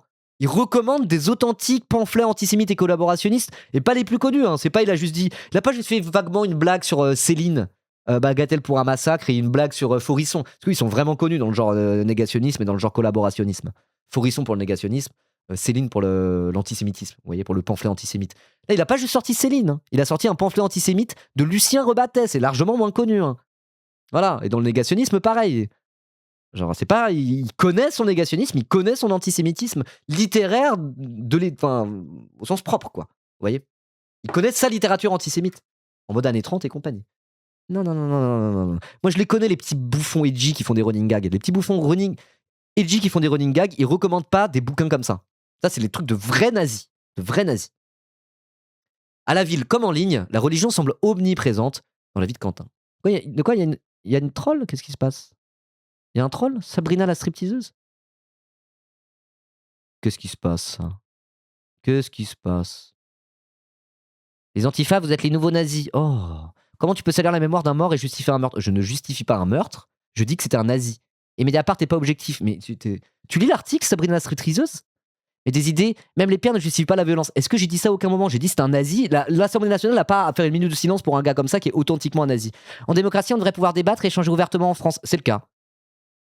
En temps de guerre, la violence est légitime. Et je valide la résistance, évidemment, mais pas en temps de paix. Je valide la résistance et le nazisme. Bah écoute, tu vas aller te faire enculer. Hop là, tu es banni, Sabrina la stripteaseuse. T'as pas honte, en fait? T'as pas honte? J'ai un article en disant ce gars-là était littéralement un nazi. J'explique en quoi il s'inscrit dans la tradition néo-nazie, la tradition fasciste et collaborationniste et antisémite de France, sachant que c'est un sujet que je connais un petit peu quand même. T'arrives en mode genre, vous avez pas honte de salir sa mémoire? C'est pas nous qui salissons sa mémoire, c'est lui qui salit sa propre mémoire en disant vive Adolf Hitler. T'es sérieuse toi? Et après ça dit, je valide la résistance. Regarde-toi dans la glace, réfléchis 5 minutes et crache sur le reflet. Voilà, tu regardes ton visage dans le reflet, tu réfléchis 5 minutes et tu fais voilà. Ok? Merci. Non mais vous êtes sérieux quoi? Comment on peut être bouffonnesque à ce point-là? Mediapart n'est pas objectif, mais on s'en fout qu'il soit objectif ou pas. C'est avéré, c'est des faits ça. T'es en train de défendre un gars qui dit vive Adolf Hitler et vive la Shoah et qui connaît par cœur les auteurs négationnistes et collaborationnistes et antisémites. Et après ça te donne des leçons aux gens. Mais wesh, mais achetez-vous soit un cerveau, soit un cœur. Je sais pas. Faites quelque chose. C'est du trolling pur. Non, c'est pas du trolling pur. C'est pas du trolling pur. Ils sont premier degré en mode genre, vous salissez sa mémoire. On salit pas sa mémoire. On rétablit la vérité quant au pédigré de ce gars-là. Et là, c'est que le début de l'article. Après, ils revendiquent les actions violentes. Ils se formaient à la baston, y compris des trucs au maniement du poignard et des trucs comme as. Alors ça va. On lui a tellement sucé la bite dans les médias dominants. Allez reprendre les narratifs mensongers de gens qui sont tout aussi néo-nazis que. Je sais pas ce que c'est que le super profit. La République française a rendu hommage à un gars comme ça, et on est censé dire non mais il est mort, du coup on peut rien dire. Mais allez vous faire enculer au bout d'un moment. C'est quoi cette histoire là? Et après et tout en disant c'est vous les vrais nazis. Mais va te faire foutre. Va te faire foutre. C'est vous les vrais nazis genre. Ah ouais. Ah tu vas voir un descendant de déporté, tu lui dis c'est vous les vrais nazis. Mais t'as pas honte? T'as pas honte? C'est avec cette bouche là que tu fais un bisou à ta maman le soir avant de t'endormir? Va te faire enculer. Mal élevé va. C'est pas possible. C'est pas possible ça, c'est pas possible. Ah, je pensais pas qu'il y aurait des trolls de cons sur ce live-là, quoi. Waouh! Ok, à la ville comme en ligne, la religion semble omniprésente dans la vie de Quentin de Ranc. Selon ses amis cités dans la presse, j'ai oublié de remercier les subs du coup, pardon. Merci Adia TV, merci beaucoup pour les 5 subs offerts. Tu gères, merci beaucoup. Allez, on reprend, je me calme, attendez. Oui, j'ai fait comme Speed, comme les choses Speed. À la ville comme en ligne, la religion semble omniprésente dans la vie de Quentin de Ranc. Selon ses amis cités dans la presse, il serait même devenu le parrain de la confirmation de son propre père, qui l'aurait initié à la foi catholique. Mon père a préféré le catéchisme de Saint Pie au début. Il a ensuite continué avec le compendium lorsqu'il suivait les cours de l'abbé. Le catéchisme de Saint Pie est plus digeste pour ceux qui commencent. Attends, il est encore plus intégriste que Saint Pie? Parce que la confrérie sacerdotale de Saint Pie c'est des catho-intégristes et c'est vraiment les trucs en mode messe en latin, rime tridentin romain. C'est des réactionnaires conservateurs hardcore. Hein. Les catho-tradis, enfin les catho-tradis de la confrérie Saint Pie c'est vraiment c'est hardcore de fou. Hein. Et on peut les classer généralement à l'extrême droite dans les valeurs qu'ils véhiculent. Hein. C'est vraiment ça rigole zéro quoi, ça rigole zéro. Et lui il est en mode non, c'est une bonne introduction au catholicisme traditionnaliste là que Saint Pie Donc lui il est encore plusieurs crans au-dessus de ça. Eh bah. Eh bah, en famille, il fréquentait assidûment la chapelle Notre-Dame de Lille, à Vienne, située en bordure de la route nationale. Pour accéder, il faut contourner un EHPAD du même nom et emprunter une route étroite, où une seule voiture passe à la fois. C'est ici que la famille de Ranc assistait à des messes traditionnelles. Les portes du bâtiment sont toutefois closes depuis le 1er septembre 2025, car le clocher de l'église du XIIe siècle fuit et le bâtiment n'est plus aux normes électriques. Ok. Pour les fidèles qui venaient célébrer ici la messe, selon l'ancien ordo, 2 dimanches par mois, il a été convenu de délocaliser cette proposition paroissiale au sein de l'église de Jardin. Ok. Ah, merci Paul Elec. Merci pour le 4e mois. T'es en forme? Bah ouais, je suis en forme aujourd'hui. Non mais les trucs comme ça où les gens ils viennent faire les nazis dans le chat, je peux plus là. Parfois je m'énerve un peu, hein, c'est aussi ma marque de fabrique, mais ouais. Merci pour le 4e mois Paul Elec. On se voit ce soir d'ailleurs. J'ai vu que t'étais à une des tables rondes là, avec Thomas Porcher, je sais plus qui là. Moi je suis à la table ronde juste après toi je crois. Je suis à la dernière des 3 tables rondes. J'ai invité aussi, je sais pas si t'as vu sur Insta ou quoi. Donc on va se voir ce soir, c'est cool. C'est pas vu depuis la fête de l'humain, ça fait plaisir. Ça va être bien l'event, je suis très très content d'avoir été invité, ça fait plaisir. Voilà. Donc voilà, je le redis, hein, Paul Elec comme moi, on est à la Cité Fertile de Pantin. Ce soir, un événement organisé par le média à l'approche des municipales. Il y aura 3 tables rondes, une avec Paul Elec, une avec moi, et plein d'autres gens. Hein. Et un documentaire aussi diffusé, puis après Tambola, DJ set, et des bières aussi. Voilà, de la Cité Fertile. OMG, une célébrité. Et oui, oh. On parle de Paul Elec, hein, pas de moi. Trop bien la Cité Fertile, j'adore ce lieu. Bah ouais, non, c'est vraiment cool. Allez, bref, on va reprendre. Je sais plus où j'en étais, l'article est long en plus, là ça fait 1 heure que je suis dessus. Oui, ce type de messe dite en latin s'est rarifié en France depuis les réformes engagées par le Vatican dans les années 70, mais connaît un regain de popularité ces dernières années auprès d'une jeunesse très croyante. Sur X, anciennement Twitter, Quentin de Ranc ne faisait d'ailleurs pas mystère de son opposition à la décision du pape François de restreindre en 2021 l'usage de la messe en ancien ordo, terme qui désigne le calendrier liturgique dans l'église catholique. Ok, donc c'était ce genre de catholique réactionnaire d'extrême droite, un profil assez classique. Ça en vrai, bon, ça va. Par rapport à ces tweets nazis, ça reste de l'ordre du tout à fait acceptable. Mais ça dresse un portrait complet de ce genre de militant. Et il n'est pas isolé, des Quentin de Ranc, il y en a plein en France. C'est une mouvance qui est répandue, qui est en lien direct avec l'extrême droite institutionnelle bien souvent. Et voilà quoi. C'est intéressant de dresser son portrait, y compris sur son rapport au catholicisme, parce que c'est pas n'importe quel catholicisme qui pratiquait, pour la simple et bonne raison que c'est presque un profil type en fait. Voilà. Il était jeune, il avait 23 ans. Hein. Je veux dire, des jeunes militants d'extrême droite, néofascistes, catho-tradis comme ça, c'est un type de militant qui est de plus en plus répandu, hélas, en France. Quoi. Voilà. Et encore une fois, je tiens à le redire, ça ne justifie la mort de personne quand je dis ça. C'est juste essayer de rétablir un peu des faits dans le profil de la personne pour rattraper un peu tous les mensonges de Némésis qui ont été repris à l'unisson. Quoi. Voilà. C'est pour ça qu'on fait ce live-là. C'est pas juste c'est pas pour se réjouir de la mort et appeler au meurtre ou je ne sais quoi. Je tiens à le rappeler quand même. Voilà. Ok. Twitter semblait être pour lui un lieu d'échange avec des dizaines d'interlocuteurs et interlocutrices très croyants et croyantes, passionnés, avec lesquels ils échangeaient régulièrement sur la fraternité sacerdotale Saint-Pie. Ils se souhaitent une sainte épiphanie et font même des tests en ligne pour savoir quel saint les accompagnera en 2025. Et lui tombe sur Saint François Xavier. Bon, ok. On n'a rien à foutre de ce disque rayé en... Ah non, c'est autre chose là. Ah oui, non, c'est autre chose là. C'est sur les trucs... Attends, mais ils en reparlent après, j'imagine. Non, c'est sur l'antisémitisme. Ok, ok. Donc, parce qu'ils se foutaient de la gueule de rescapés de la Shoah aussi, apparemment. Voilà, mais ça, on en parle un tout petit peu après. Ok. Fervent opposant au droit à l'avortement, qu'il compare au fait de tuer des bébés, Quentin de Ranc injurie à répétition Simone Veil, qu'il traite de, je cite, salope meurtrière ou de catin. Lorsque le petit-fils de celle qui a porté le combat en France pour la légalisation de l'avortement se souvient sur Twitter d'une action de sa grand-mère, il répond le 31 juillet 2025 « Question, il y a plus d'enfants morts à cause de votre grand-mère ou à cause du camp de Bobrek ?» Une annexe d'Auschwitz-Birkenau. D'accord, c'est quasiment du Soral dans le texte. Hein. Rappel, quand Simone Veil a été intronisée au Panthéon, Soral s'est fendu d'un « le Panthéon en train de devenir une déchetterie cachère ». Voilà, c'est ce que Soral a dit. Donc là, avec ce genre de registre, Quentin il s'inscrit aussi parfaitement dans un registre qui ressemble un peu à du soralisme, finalement. Son apologie du nazisme, en France, c'est un peu lié à Soral, généralement. Après, je pense qu'il détestait les Arabes et l'islam aussi, même si là, on le voit pas forcément là-dedans. À voir, je ne sais pas, donc c'est peut-être pas à proprement parler un soralien. Mais là-dedans, ce truc-là, il y a plus d'enfants morts à cause de votre grand-mère ou à cause du camp de Bobrek. Moi, je ne peux pas m'empêcher de penser à Soral quand je vois ça. Hein. Ah, vraiment, toutes les cases de l'ignominie sont cochées. Hein. C'est chaud, hein. Je pensais pas que c'était à ce point-là. L'article, il est hardcore. Hein. Moi, je veux dire, c'est accablant, c'est vraiment accablant. Encore une fois, quand je dis ça, c'est pas pour justifier sa mort. Quentin de Ranc se dit par ailleurs déçu de la position du RN sur le sujet, le parti d'extrême droite ayant préféré l'abstention au vote contre la constitutionnalisation de l'IVG en mars 2024. C'est pour ça que j'ai voté Forteresse Europe, en plus d'être d'accord avec le reste. Forteresse Europe écrit-il à propos du parti néofasciste mené par l'avocat Pierre-Marie Bonneau, qui défend notamment les antisémites et négationnistes Alain Soral, bah tiens, j'en parlais, Robert Forisson et Boris Lelay. Alors Boris Lelay, faut connaître, hein. Boris Lelay, c'est, selon moi, le pire nazi de France. Je ne connais pas de personne plus nazie que Boris Lelay en France. D'ailleurs, il a été multi-condamné à de la prison ferme en France. Et il est planqué au Japon. Parce que le Japon, tu peux pas extrader quand tu es installé au Japon. Du coup, le Japon, la justice française ne peut pas le récupérer. Vous voyez. Et ce mec-là mais il est limite plus nazi qu'Hitler. Il avait un site qui s'appelait Démocratie participative. Et ce site-là, il peut même pas être hébergé en Europe ou au Japon. C'est Boris Lelay, il s'appelle. Boris Lelay. Et du coup, il avait son site hébergé directement aux États-Unis, parce qu'aux États-Unis, justement, il n'y a pas la loi Guesso, tu as le droit de faire de l'apologie de crimes contre l'humanité, etc. Donc, selon la loi américaine, il pouvait faire son site démocratie participative. Et à côté, il habite au Japon pour éviter de se faire extrader en France et finir à faire de la prison ferme. Vous vous souvenez peut-être. Salut. C'est en cours, c'est en cours.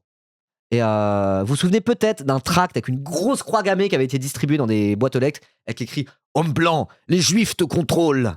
C'était des trucs comme genre « Ouais, attendez, il y a ça en France ? Mais on est où là ? On est où ?» Et ben en fait, ce tract-là renvoyait vers le site de Boris Lelay, Démocratie participative.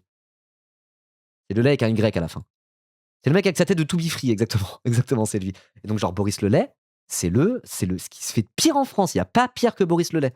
Vraiment, c'est le nazi le plus nazi que je connaisse. Vraiment, et j'en connais 2-3 des nazis. Hein. Vous savez que c'est un peu un de mes sujets aussi en tant que streamer. Donc voilà, il y a des liens même entre Quentin et Boris Lelay. Mais allons-y. Genre vraiment, on pouvait pas faire pire. Quoi. On pouvait pas faire pire en termes d'articles. Là, j'avoue que même... Je connais un peu tout ça. Je m'attendais à quelque chose de vénère. Mais alors là, genre vraiment, je suis quand même étonné. Je suis quand même étonné du pédigré de Quentin de Ranc. Hein.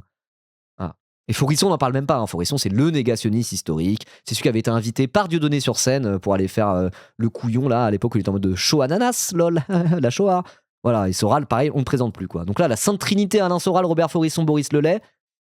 Et voilà, je savais pas qu'ils avaient un avocat en commun et que cet avocat avait un parti néofasciste et que Quentin de Ranc votait pour ce parti. Mais alors là, franchement, c'est la totale. Hein. C'est la totale. Hein.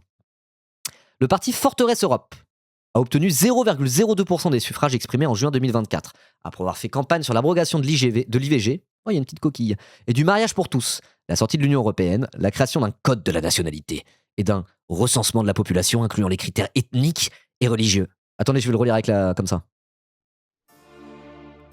Le parti Forteresse Europe a fait campagne sur l'abrogation de l'IVG et du mariage pour tous, de la sortie de l'Union européenne et surtout de la création d'un code de la nationalité, ainsi que d'un, je cite, recensement de la population, incluant les critères ethniques et religieux. Ça fait peur. Hein. Je mets le filtre qui fait peur. Aïe aïe aïe. 23 ans et déjà ce background, il a pas chômé. Hein. Il a pas chômé. Hein. C'était un militant fasciste, il était chaud, il était déter. Hein. Il était déter. Comment Quentin de Ranc pouvait-il se revendiquer d'une foi catholique qui demande d'aimer son prochain tout en propageant sa haine en ligne à longueur de journée ? C'est qu'il fait partie de ces types de... Oula, pardon. Excusez-moi. Il fait partie de ce type de militants qui sont un petit peu hypocrites, quoi. Voilà. Ils sont pour un catholicisme de combat. Ils disent des choses comme ça, quoi. C'est assez classique, hein. C'est un profil qui est, hélas, assez classique, mais là, on le voit dans toute sa splendeur et ça fait quand même peur, hein. Ce n'est pas une question de haine, répond-il à une internaute qui soulève cette dichotomie. NB, un chrétien qui tue une personne est un pécheur. Mais il demeure chrétien, ajoute-t-il. Ah bah ça va alors. Il était de droite, tendance nationaliste et illibérale. Il aimait son peuple et sa civilisation, mais épousait en même temps la modernité. Résumé pour le Figaro, son ami Vincent Claudin. Ce dernier assure ne pas se souvenir du poste de son camarade. Pourtant, leur compte dialoguait régulièrement. Il tient à souligner auprès de Mediapart: quelques messages sur Twitter ne sont pas représentatifs des engagements d'une personne. J'en sais quelque chose. Alors, assistant parlementaire de la députée RN Lisette Paulet, Vincent Claudin a en effet été licencié le 24 février après que Mediapart, encore eux, a exhumé les dizaines de posts pro-Hitler, racistes et antisémites qu'il publiait lui aussi sous pseudo. Donc rappel, il disait des choses en parlant d'Elisabeth Borne, qui est descendante, qui est fille de rescapée d'Auschwitz, hein. Il a quand même dit: il faut brûler Elisabeth Bornstein. Donc c'est du nazisme chimiquement pur. Et ben on savait que c'était le meilleur ami de Quentin, on n'avait pas encore vu les dingueries de Quentin, mais voilà. Donc attends, on a quand même le meilleur ami de Quentin qui a dit des dingueries antisémites, mais vraiment des dingueries, hein, qui était assistant parlementaire d'une députée RN et meilleur ami de Quentin de Ranc, auquel l'Assemblée nationale a rendu hommage à travers une minute de silence. Les deux étaient d'authentiques néo-nazis.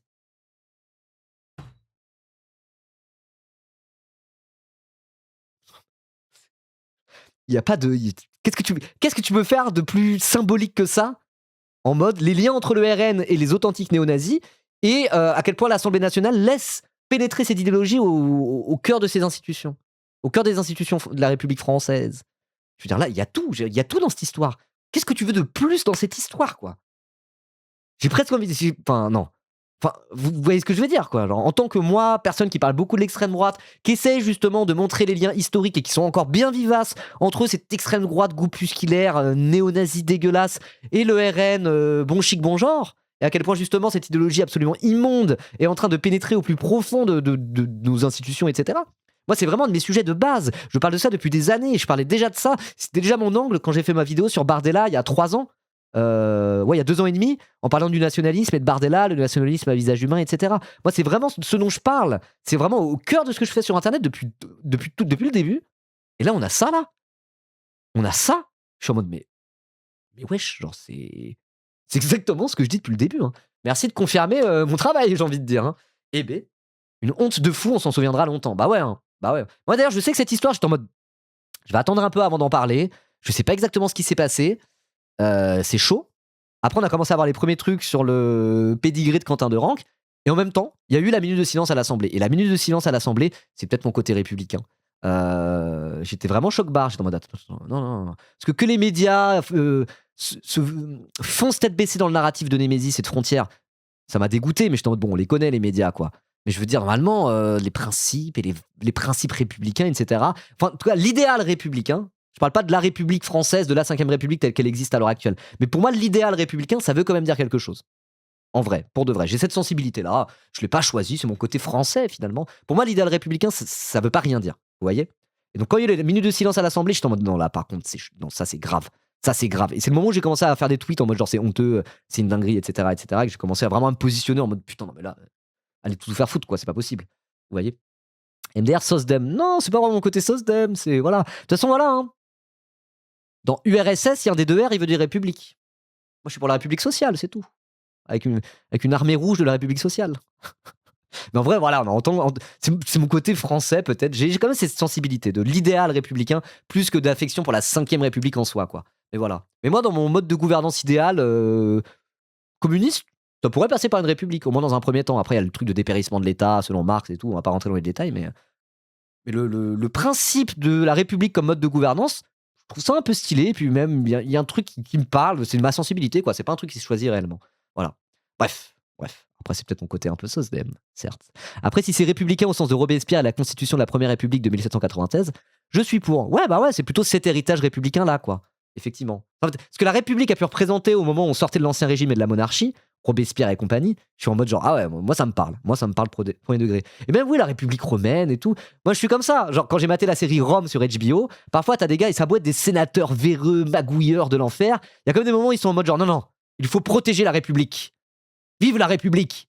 César va tuer la République, alors on va tuer César et tout. C'est des vieux sénateurs véreux, bizarres, comploteurs. Mais pourtant, quand ils disent ça en mode il faut protéger la République, l'idéal un peu dont ils parlent, je sais pas, moi ça me fait quelque chose. Ça me fait quelque chose. Voilà, c'est comme ça, c'est mon côté républicain. Je l'ai pas choisi, mais je préfère être honnête avec vous. J'ai une sensibilité de cet ordre-là. Voilà, ce qui pour moi n'est pas incompatible avec le fait d'être communiste ou autre, hein. Voilà. Bref. Allez, on reprend. Mais oui, tout ça pour dire que cette minute de silence, moi, c'est à ce moment-là où j'étais en mode non, c'est grave, c'est très très grave ce qui se passe, quoi. Et quand on voit ça, oui, c'est très très grave ce qui se passe, quoi. Et quand on voit que son meilleur ami Vincent Claudin a été affiché pour négationnisme, apologie du nazisme et antisémitisme, au moment même où il était encore assistant parlementaire d'une députée RN.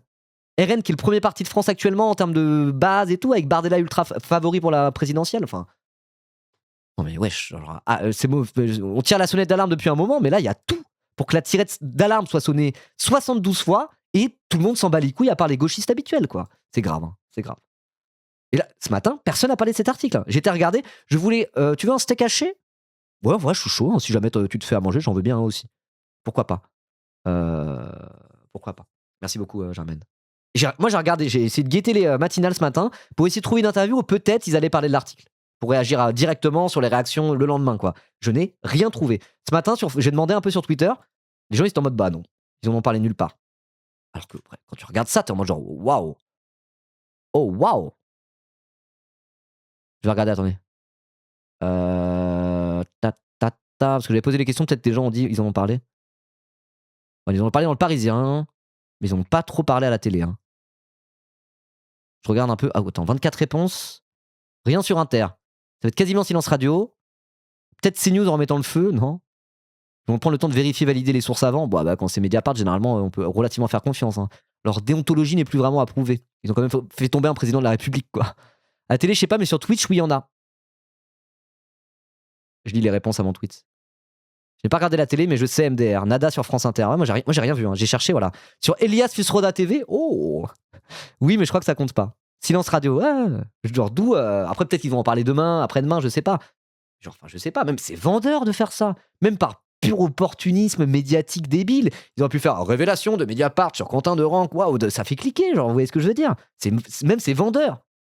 Les journalistes, parfois, ils sont un peu en quête de buzz. Il y a du buzz là, enfin, je sais pas. Même cyniquement, ils en parlent pas, quoi. Non, mais qu'est-ce qui se passe, quoi? Ah oui, Libération, Le Parisien, la presse, on a parlé beaucoup plus. Bah, la télé, à la radio, ouais, non, Libé, on a parlé, même Le Parisien en ont parlé. Mais je veux dire, dans la radio et télévision, moi, je n'ai rien vu. Je n'ai rien vu. Donc, on verra, hein, peut-être qu'ils vont finir par en parler, mais les mêmes radios et les mêmes télés qui ont sauté sur l'occasion pour chier sur la France insoumise et l'antifascisme, minute 1, alors que Quentin Durand, qui n'était même pas encore décédé, en reprenant le narratif de Némésis, quoi. Enfin, je veux dire, on n'est pas étonné de nos médias dominants, mais là, vraiment, là, c'est. Allô, quoi. Je suis pas vraiment étonné, mais un peu quand même. Je suis pas vraiment étonné, mais je suis quand même sur le cul. Vous voyez ce que je veux dire? Allez, on continue. Du coup, Quentin Durand semblait rejeter toute forme de diversité. Fan de foot, né à la frontière espagnole, il a un moment suivi le FC Barcelone de Messi. Il a préféré soutenir l'Autriche à l'Euro 2024 car il était impossible de supporter l'équipe censée représenter la France à cause de ses joueurs noirs et musulmans. Bah bravo, hein, les grands patriotes, hein. Sa pensée négationniste allait de pair avec un antisémitisme assumé. Comme lorsqu'il se vante, en novembre 2024, d'être en accord avec 14 ou 15 des 16 préjugés anti-juifs cités dans un sondage du CRIF. Il faut déterrer et fusiller Halimi, écrit-il le même mois en utilisant un code antisémite. Les triples parenthèses autour du nom de l'illustre avocate juive. Je connaissais pas le truc des triples parenthèses. Attends, il faut déterrer et fusiller Halimi.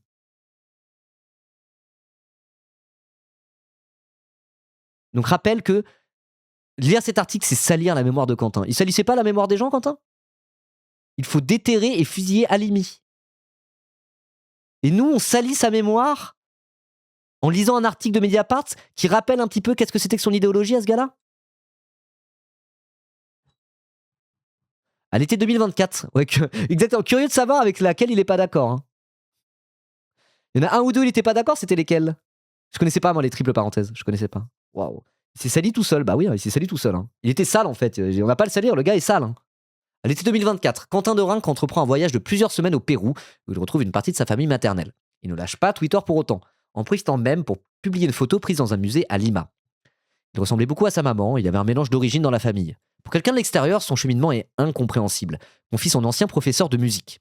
Le militant, dont la mère est péruvienne, assumait sa vision profondément racialiste et raciste de la société française. Quentin de Rennes s'exprime sur les réseaux comme un suprémaciste blanc. Il fait de la blanchité une condition pour être français.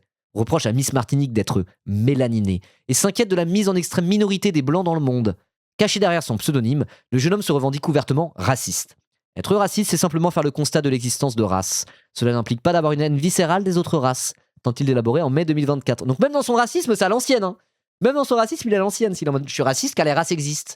Alors que le raciste moderne, il dit pas ça. Il dit je suis pas raciste, vous voyez. C'est en mode c'est vous les vrais racistes parce que vous parlez de racial. On n'est pas raciste. Il veut que le narbonoïde guatémaltèque. Ah, selon ses propres critères, c'est comme ça qu'il serait dit,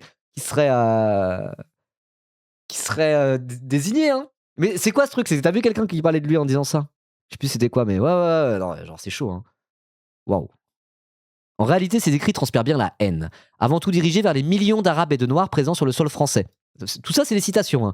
Parfois réunies dans le terme de bouègre. Oh là là. Alors là, ce mot-là, il est rarement utilisé. Hein. Les gens qui disent ça, c'est vraiment le haut du haut de la pyramide du racisme. Hein. Tu fais pas plus raciste que ça en France. Hein. Bouègre, donc condensé de, voilà, vous avez compris, je vais pas le lire. Ou des halogènes qu'il faudrait déporter. Ah, lui, il dit même pas immigration, il est déporter les halogènes. Le club de boxe qu'il fréquente à Vienne serait, regrette-t-il en octobre 2024, dans un quartier bougne. Mais comme le patron est blanc, ça filtre un peu. Lorsqu'un internaute signale que 100% des électeurs du RN sont racistes, Quentin de Ranc répond en juin 2024, ils ont raison, c'est 100% normal. Waouh. Oh, j'ai pas les mots, vraiment. Hein. Tu ne fais pas pire. Tu ne fais pas pire en France. Je ne connais pas pire que ça. Je connais un peu les éléments de langage des pires raslards et des pires nazillons de France, et lui, il coche toutes les cases, voire il coche certaines cases dont je ne connaissais même pas l'existence. Hein. Et pourtant, je connais un peu le sujet, quoi. Ah, c'est le nazi originel, quoi. Waouh. C'est pour ça qu'on disait en mode, il était dans tel collectif suprémaciste blanc, il était au comité du 9 mai, il était passé par l'Action française, il était dans ci et ça. Oui, c'est pas un hasard, hein. C'est pas en mode il se cherchait un petit peu. Non, il s'était trouvé. Il s'était d'ores et déjà trouvé. Waouh. Donc voilà, du pur délire haine, j'en dirais pas plus. Des comparaisons avec des singes, trucs d'esclavage. Projet 2026 pour parler de la chasse aux haines. Waouh. Citation. On ne veut pas vivre avec des Africains, qu'ils soient délinquants ou non, assène-t-il en décembre 2024. Et lorsqu'une infirmière fait remarquer que les hôpitaux français tournent aussi grâce à des soignants et des soignantes noirs, il s'énerve. Quant aux médecins noirs, on en croise aussi souvent que des poissons volants. Sale P-A-N, ce qui signifie putain-haine. Je dirais pas le N-mot. Bon. Quelques semaines plus tôt, il comparait l'immigration africaine à l'occupation allemande. En semblant préférer la présence des blonds dolichocéphales, terme instrumentalisé par les eugénistes nazis, aux yeux bleus, à celle de noirs aux grosses narines et aux lèvres disproportionnées. Ah, waouh. Ça se passe de commentaires. Hein. En 2025, il publie une vidéo de la Bibliothèque nationale de France intitulée La chasse aux haines, du coup, on en parlait, et consacrée à la répression des esclaves noirs. Oh putain, trop bien, tu gères. Vas-y. Vas-y, c'est trop bien, tu gères, merci beaucoup. Non, trop bien, merci. Incroyable. Bon, je vais manger en même temps, désolé, hein, je vais devoir parler la bouche pleine, mais j'ai du steak haché, figurez-vous qui arrivez. J'ai envie de vomir. Ah oui, non, c'est. En 2025, il publie une vidéo de la Bibliothèque nationale de France, donc je disais, La chasse aux haines, et consacrée à la répression des esclaves noirs fuyant les plantations. Son commentaire, Projet 2027, référence à l'année de la prochaine élection présidentielle. Et là encore, le lien entre Bardella, le RN et les pires nazis de France, on le voit très bien. Ils sont en mode LFI, vous avez pas honte d'avoir des liens avec les antifascistes? Les liens du RN, c'est avec des gens qui parle de noirs aux grosses narines et aux lèvres disproportionnées. Mais il soutient Bardella, ce gars-là. Ce gars-là, on sait pour qui il votait, pardon. Ces gars-là, voilà, ce profil-là de gars. Le militant n'hésite pas à employer des expressions appelant explicitement au meurtre comme TND pour Total N-Word Death. À plusieurs reprises. Je suis là en train de me dire, mais même lire l'article de Mediapart, je vais me faire ban Twitch en fait, c'est pas possible. C'est tellement horrible les trucs qu'il y a dedans. Waouh. Attendez, je mange un petit bout de steak haché pour me remettre de mes émotions là. J'avais faim en plus, trop bien. J'ai besoin de protéines là, je vais m'évanouir. Hein. Il en reste beaucoup encore. Bon, je suis bientôt fini. L'article est long. Hein. Ok, donc maintenant on parle du rapport à la violence. Allons-y, parce qu'à la base c'est ça, il y a plein de gens qui ont dit 7 minutes de silence n'est pas un hommage à un nazi, c'est un hommage aux victimes de toute violence politique. Voilà, la justification de certains centristes par rapport à la minute de silence, c'était non, le sujet c'est celui de la violence politique. Donc vous rendez hommage avec une minute de silence à quelqu'un qui revendique la violence politique pour dire non, cette minute de silence c'est pour la violence politique. Non mais c'est bon. Que tout le monde aille se faire foutre à un moment donné, c'est pas possible quoi. Son engagement était guidé par la non-violence. Quentin détestait les conflits, n'avait jamais participé au moindre fait de violence, ne s'était jamais retrouvé en garde à vue et son casier était vierge de toute condamnation, a rappelé son avocat Fabien Rajon qu'on va aller écouter après. Son engagement était guidé par la non-violence. Encore une fois, gardez cette phrase dans un coin de votre tête pour la suite.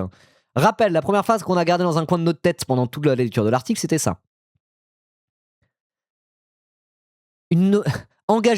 Quentin était engagé pour le bien commun avec une noblesse d'âme impressionnante. Ok ? Voilà comment son meilleur ami néo-nazi le décrivait. Engagé pour le bien commun avec une noblesse d'âme impressionnante. Après tout ce qu'on vient de lire, voilà.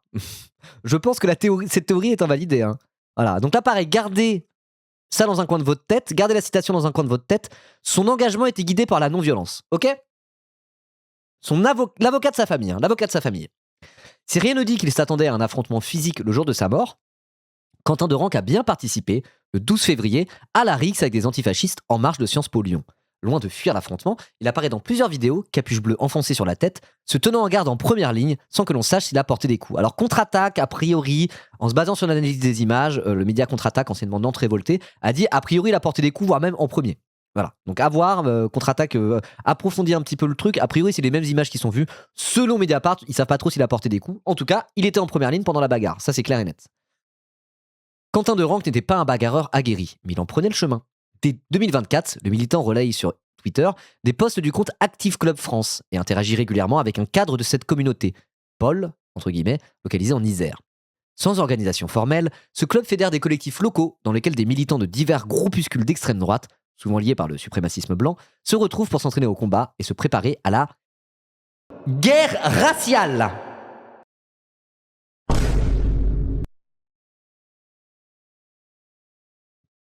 Son engagement était guidé par la non-violence, oui, à d'autres. Je rigole, c'est pas très drôle, mais wesh. J'ai jamais lu un article de Mediapart à ce point-là.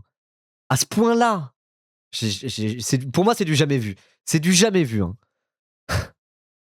Le 1er février 2026 à 9h, 2 semaines avant sa mort, Quentin de Ranc se rend dans un parc au nord de Lyon, à 30 minutes du centre-ville. Malgré les températures hivernales, une vingtaine de jeunes hommes sont venus comme lui sur une matinée de formation aux techniques de combat, dispensée par le groupuscule néofasciste Audace Lyon. Cette structure, réactivée après la dissolution de Lyon Populaire, prétend pratiquer l'autodéfense face à la supposée augmentation des violences à l'encontre des personnes blanches. Oh. Non, c'est de la lutte antiraciste contre le racisme anti-blanc. Vous inquiétez pas, Wesh. Tu peux arrêter de te foutre de notre gueule 5 minutes ? C'est de l'autodéfense et l'augmentation des violences à l'encontre des personnes blanches par des populations extra-européennes et des extrémistes de gauche. C'est pour aller vous taper avec des antifas, stop dire n'importe quoi, assumer 5 minutes, quoi.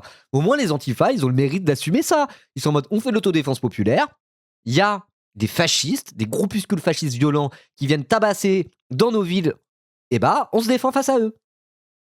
Les antifas, ils sont en mode, non, c'est de l'autodéfense par rapport aux vilains noirs et aux vilains arabes qui veulent conquérir la France et faire des francocides. Arrêtez, c'est pour aller faire des ratonnades et vous taper avec des antifas, assumez 5 minutes. Ça assume sur Twitter être des putains de nazis ouvertement, et ça assume pas après que vos clubs d'autodéfense c'est pour aller faire des ratonnades. Non mais si merde, c'est insupportable quoi. Quentin de Ranc n'était ni violent ni agressif, a tenu à préciser à l'AFP Audace Lyon après sa mort. 2 semaines avant son agression mortelle, il relayait sur son compte Twitter anonyme ce post du collectif néofasciste. Jeune blanc, rejoins ton clan. Lol, oui, lol effectivement, vaut mieux en rire qu'en pleurer. Ce dimanche-là, à l'entraînement, le gabarit de Quentin de Ranc, 63 kg, comme le rappellera Fabien Rajon, tranche avec certains autres torses musclés.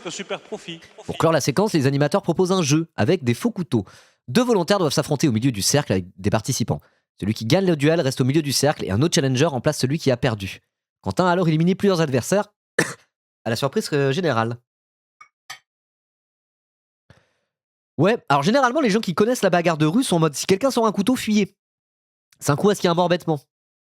Il y a des gars, ils sont ultra chauds en bagarre. Déjà, leur conseil, c'est qu'ils disent bagarre de rue, vous bagarrez pas. Si vous savez vraiment vous battre, ne vous battez pas dans la rue. C'est un coup à sonner un gars, il se pète la tête sur un bord de trottoir, vous avez un mort sur la conscience. Déjà, ils disent ça. Même sans couteau, Sans couteau. Les mecs, ils savent vraiment faire la bagarre. Ils sont en mode jamais, je me bats pas dans la rue. Quelqu'un commence à vouloir se battre avec moi, je fuis, je me barre en courant. Parce que si je me défends et que je sais vraiment me battre, le gars, je peux le tuer sans faire exprès. Déjà, les mecs qui savent faire de la bagarre de rue, les mecs qui sont vraiment des combattants, ils le disent tous. Sauf peut-être 2-3 cons, quoi. Mais alors, avec un couteau, ils sont en mode, mais c'est la question n'est même pas. C'est même pas ça. Ils sont en mode les trucs d'autodéfense face à un mec de couteau. N'écoutez pas ces merdes. Un mec sort un couteau, vous courez le plus vite que vous pouvez. N'importe quelle personne qui savent ce que c'est que la bagarre, vraiment les arts martiaux et des trucs comme ça, qui savent se battre, ils vont tous dire la même chose. La même chose. Il y a même des vidéos de gens qui sont en mode, voilà, avec des faux couteaux, en mode, je suis ultra fort en bagarre, ils donnent un faux couteau à un random, ils sont en mode, essaye de me donner un coup, je sais me battre, et bah ils se finissent tous avec, un mec nul à chier avec un couteau peut quand même réussir à planter un mec qui est fort en bagarre. En cas de couteau, il faut se barrer en courant. Voilà, en faisant le test avec un feutre, exactement. Il donne un feutre à un mec qui sait pas se battre. En face du mec qui sait pas se battre, t'as un mec qui a 10 ans d'arts martiaux. Bah, le mec a quand même une trace de feutre à la fin. Même s'il a réussi à maîtriser l'autre, il s'est quand même pris une trace de feutre, ce qui signifie qu'il serait prêt à un coup de couteau. Donc tous les mecs qui savent se battre se disent, en cas de couteau, vous fuyez. Vous vous barrez en courant ou vous levez les mains et vous dites, voilà quoi. Et eux, ils font quoi? Ils font des ateliers, bagarre de rue au couteau, couteau versus couteau. Non mais c'est quoi ça? Ils veulent avoir des morts sur la conscience à la fin. Qu'est-ce que c'est que cette merde quoi? Non mais c'est abusé hein. Merci Ruma Fogato, merci beaucoup pour ton 12e mois. Merci. Waouh. L'article de Zinzin. J'en ai lu des articles Mediapart sur cette chaîne, mais alors l'article de Zinzin. Oui, il y a la fameuse vidéo de Mila aussi, elle s'entraîne au couteau comme ça, mais c'est face à un gars, quoi. Enfin, genre. En plus de ça, c'est des bandeurs, voilà la vérité. En plus de ça, c'est des bandeurs. Après, il y a des bandeurs chez les Antifa aussi, on va pas se mentir. Enfin, je dois faire une pause pour manger mon steak, là, c'est trop. Hein.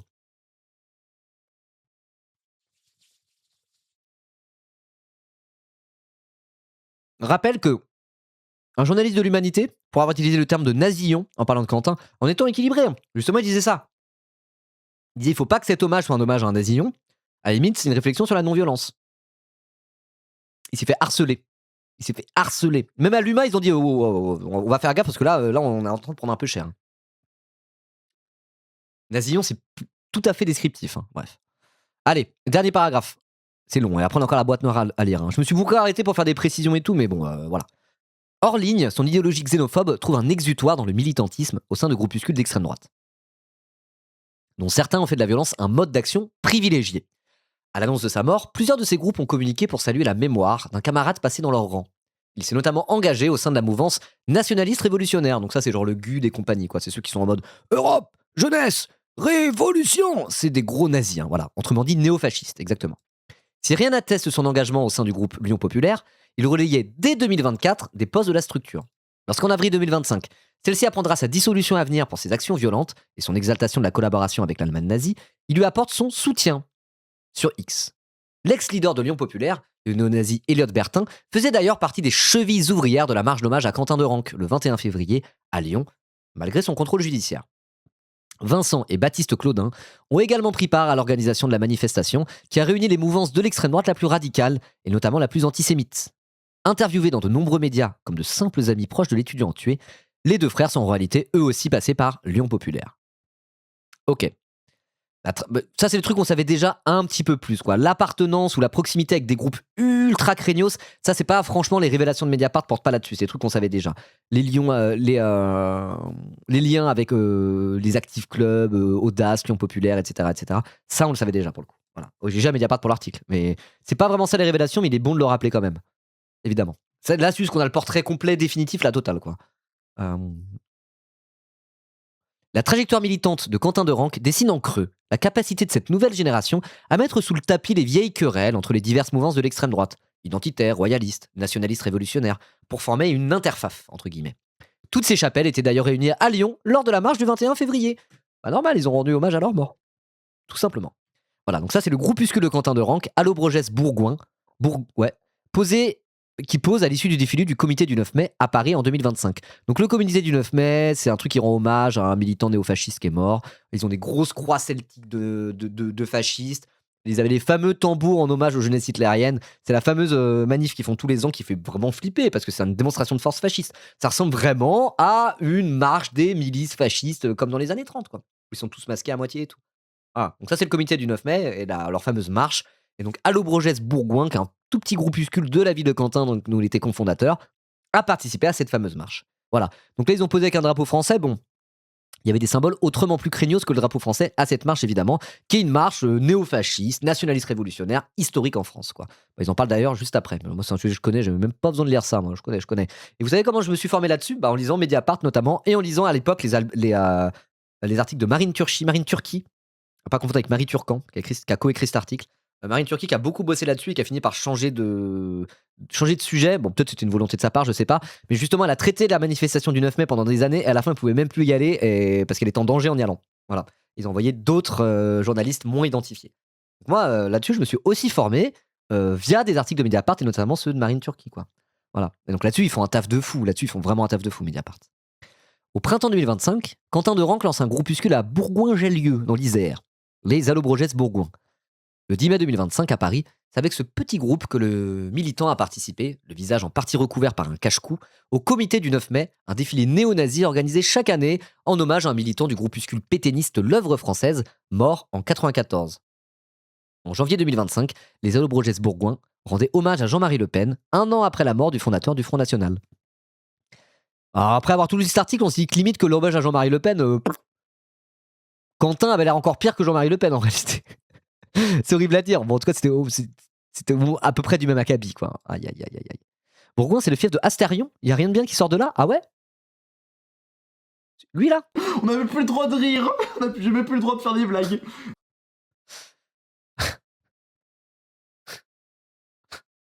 Allez, on continue. C'est ce mélange de... on lit un article, enfin, je suis en train de manger mon steak haché, on parle d'Astérion, enfin, je suis en train de... Je sais pas, mentalement, je suis dans un état extrêmement étrange. Je vous le dis.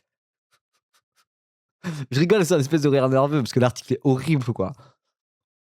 J'ai plein d'émotions, j'ai plein de sentiments mêlés pendant ce live, je vous le dis. Je vais me concentrer 5 minutes. Je vais boire de l'eau, je crois que c'est ça. Faut que je boive un peu d'eau, là.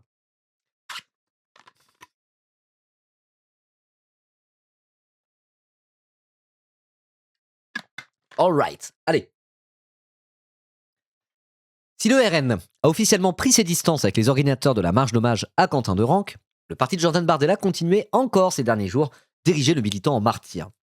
Le 6 mars, lors d'un meeting de soutien à Mathieu Vallet, à l'infâme Mathieu Vallet, ancien syndicaliste policier et gros débile de service, je pense qu'il est top 5 des pires débiles du RN, juste derrière Julien Audoul et un ou deux autres.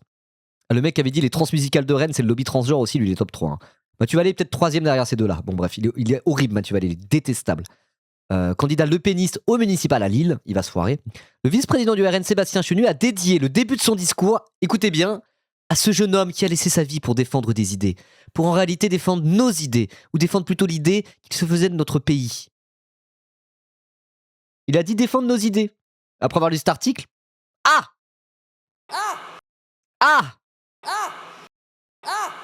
ça devrait vous plaire. Ok, bon bah super, hein. Merci de le dire, hein, merci de le dire. C'est clair, j'ai même pas. Il fait mon travail à ma place, Sébastien Chenu. Bon bah cool, hein. Si l'étendue de ses postes n'était alors pas encore publique, la proximité de Quentin de Ranc avec la mouvance néofasciste était pourtant déjà en partie documentée. Celui qui est par ailleurs vice-président de l'Assemblée nationale, on parle tout le temps de Sébastien Chenu, a assumé. Il était des nôtres, il était de notre tribu. Bon bah c'est clair au moins. Super, hein. Et bah quel article de fou, hein. Je vous dis, j'en ai lu des articles Mediapart, hein. C'est loin d'être le premier que je lis, hein. C'est loin d'être le premier que je lis. À ce point-là, c'est waouh. Waouh. Il y avait de quoi faire, hein. Il y avait de la matière. Donc moi, j'aimerais bien savoir comment ils ont pu retrouver des comptes Twitter, hein. Comment ils ont pu retrouver des comptes Twitter. Donc on va lire la boîte noire rapidement et après je vais manger mon steak haché aussi. Attendez, je reprends juste une petite bouchée. Il est trop cuit ce steak. Non, je rigole, c'est très bien. Un peu trop.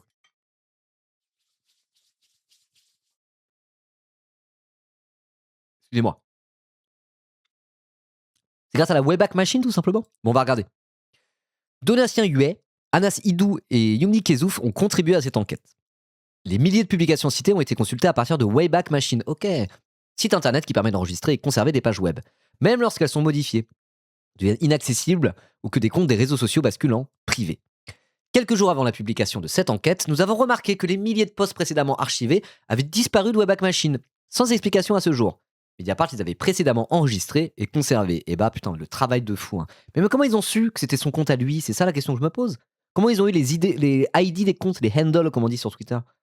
Parce qu'ils disaient Wayback Machine, certes, mais comment ils ont su que ces comptes-là, le nom des comptes correspondait à Quentin de Rank? Moi, c'est ça que je me pose la question. Mais c'est confirmé, hein. Ils n'ont pas fait ça au hasard. Hein. À mon avis, son groupe Navi, ils ont sûrement des sources. La suite explique, ok. Pendant plusieurs semaines, 3 journalistes de la rédaction de Mediapart ont écumé des milliers de posts des comptes identifiés, les recoupant avec des éléments biographiques établis, des recherches en sources ouvertes et des sources humaines. Ok. Une fois que nous avons acquis la certitude de nos informations, nous avons sollicité la famille de Rank. Le père de Quentin, contacté par téléphone le 3 mars. Merci Calio pour les 2,40 €. Merci beaucoup pour les 2,40 € sur la cagnotte. Pour le Soudan et la Palestine, je vous rappelle. J'en parlerai juste un tout petit peu après. Le père de Quentin, contacté par téléphone le 3 mars, nous a renvoyé vers son avocat. Mediapart a proposé un rendez-vous à Fabien Rajon, l'avocat de la famille de Rank, les 3 et 4 mars 2026. Sans réponse, nous avons renvoyé un courriel détaillé le 10 mars 2026, lui faisant part de la découverte des publications de Quentin de Rank sur Twitter, sollicitant un nouveau rendez-vous pour lui en montrer le contenu et prévenir les parents. Il n'a pas donné suite à cette demande. Eh bah, le travail de fou de Mediapart. Hein. Là-dessus, j'avoue que je suis épaté. Hein. J'avoue que je suis vraiment épaté. Hein. Très très fort. Hein. Très très très fort. Hein. Je sais même pas quoi dire comme conclusion. Hein. Qu'est-ce que vous dites comme conclusion pour la capsule là pour YouTube? Il n'y aura pas de conclusion. Hein. L'avocat en sueur. Bah, justement, on va regarder. On va regarder l'avocat. L'avocat, il était avant-hier sur CNews. Donc on va face à l'info Christine Kelly. Il était face à Christine Kelly pour défendre Quentin de Rank et tout. Quoi. Donc justement, on va passer à ce réacte-là et après, je pense qu'on coupera le live. Ça fait déjà 3h07. Ah putain, mais c'était long. Hein. C'était long, on a pris notre temps, mais bon, c'est un sujet de zinzin. J'avais envie de prendre mon temps pour lire l'article. Et puis aussi, voilà, compléter un peu avec mes propres connaissances sur l'extrême droite française, etc. etc. Je pense que c'était bien. Je pense que c'était bien. Merci Roxier pour ton 3e mois. Merci beaucoup. Voilà, donc en conclusion, j'ai rien de plus à dire que voilà. Je rappelle quand même en conclusion, pour YouTube, tout ce que je viens de dire, tout ce qu'on vient de faire, tout ce qu'on vient de lire, c'est pas une justification du meurtre de Quentin, enfin de la mort de Quentin. C'est pas ça qu'on dit. C'est juste, encore une fois, pour détricoter le narratif officiel qui a été repris par tout le monde, y compris jusqu'au cœur de nos institutions et de la République, via l'Assemblée nationale. Encore une fois, l'Assemblée nationale n'aurait pas fait une minute de silence en hommage à ce gars-là. Ça aurait été beaucoup moins pertinent, intéressant et il y aurait un contenu politique nettement moins évident à lire ce genre d'article. Voilà, c'est pas pour salir sa mémoire, c'est pas pour se réjouir de sa mort, c'est pas pour appeler au meurtre, c'est juste pour remettre un peu de vérité quant au pédigré de Quentin de Rank, l'idéologie politique qu'il défendait et dire à quel point c'est une honte absolue que la République ait rendu hommage de cette manière-là sans même attendre une minute, en se précipitant directement dans le narratif mensonger venu de frontières et Némésis, c'est-à-dire les pires menteurs et les pires débilos d'extrême droite. Quoi. Voilà, c'est pour ça qu'on lit cet article, c'est pour ça qu'il y a ce travail de journaliste qui était fait par Mediapart, mais aussi l'humanité par rapport à Némésis, etc. etc. C'est pour ça que nous, la gauche et les journalistes indépendants de gauche, je me mets pas dans les journalistes indépendants, mais voilà, on fait ce travail-là. C'est ni pour salir sa mémoire, c'est ni pour justifier sa mort, c'est uniquement pour rétablir un semblant de vérité parce que la séquence médiatique qui a été traversée par rapport à Quentin de Rank était honteuse. Honteuse. Que tout le monde se soit précipité comme ça, juste pour pouvoir aller taper sur la gauche et larmoyer pour un mec qui était ouvertement nazi. Honte à la République qui s'est déshonorée à ce moment-là. Et peut-être que ça serait bien de commencer à leur demander un peu des comptes, quoi. En mode, est-ce que vous regrettez d'avoir fait ça? Voilà. Voilà, voilà.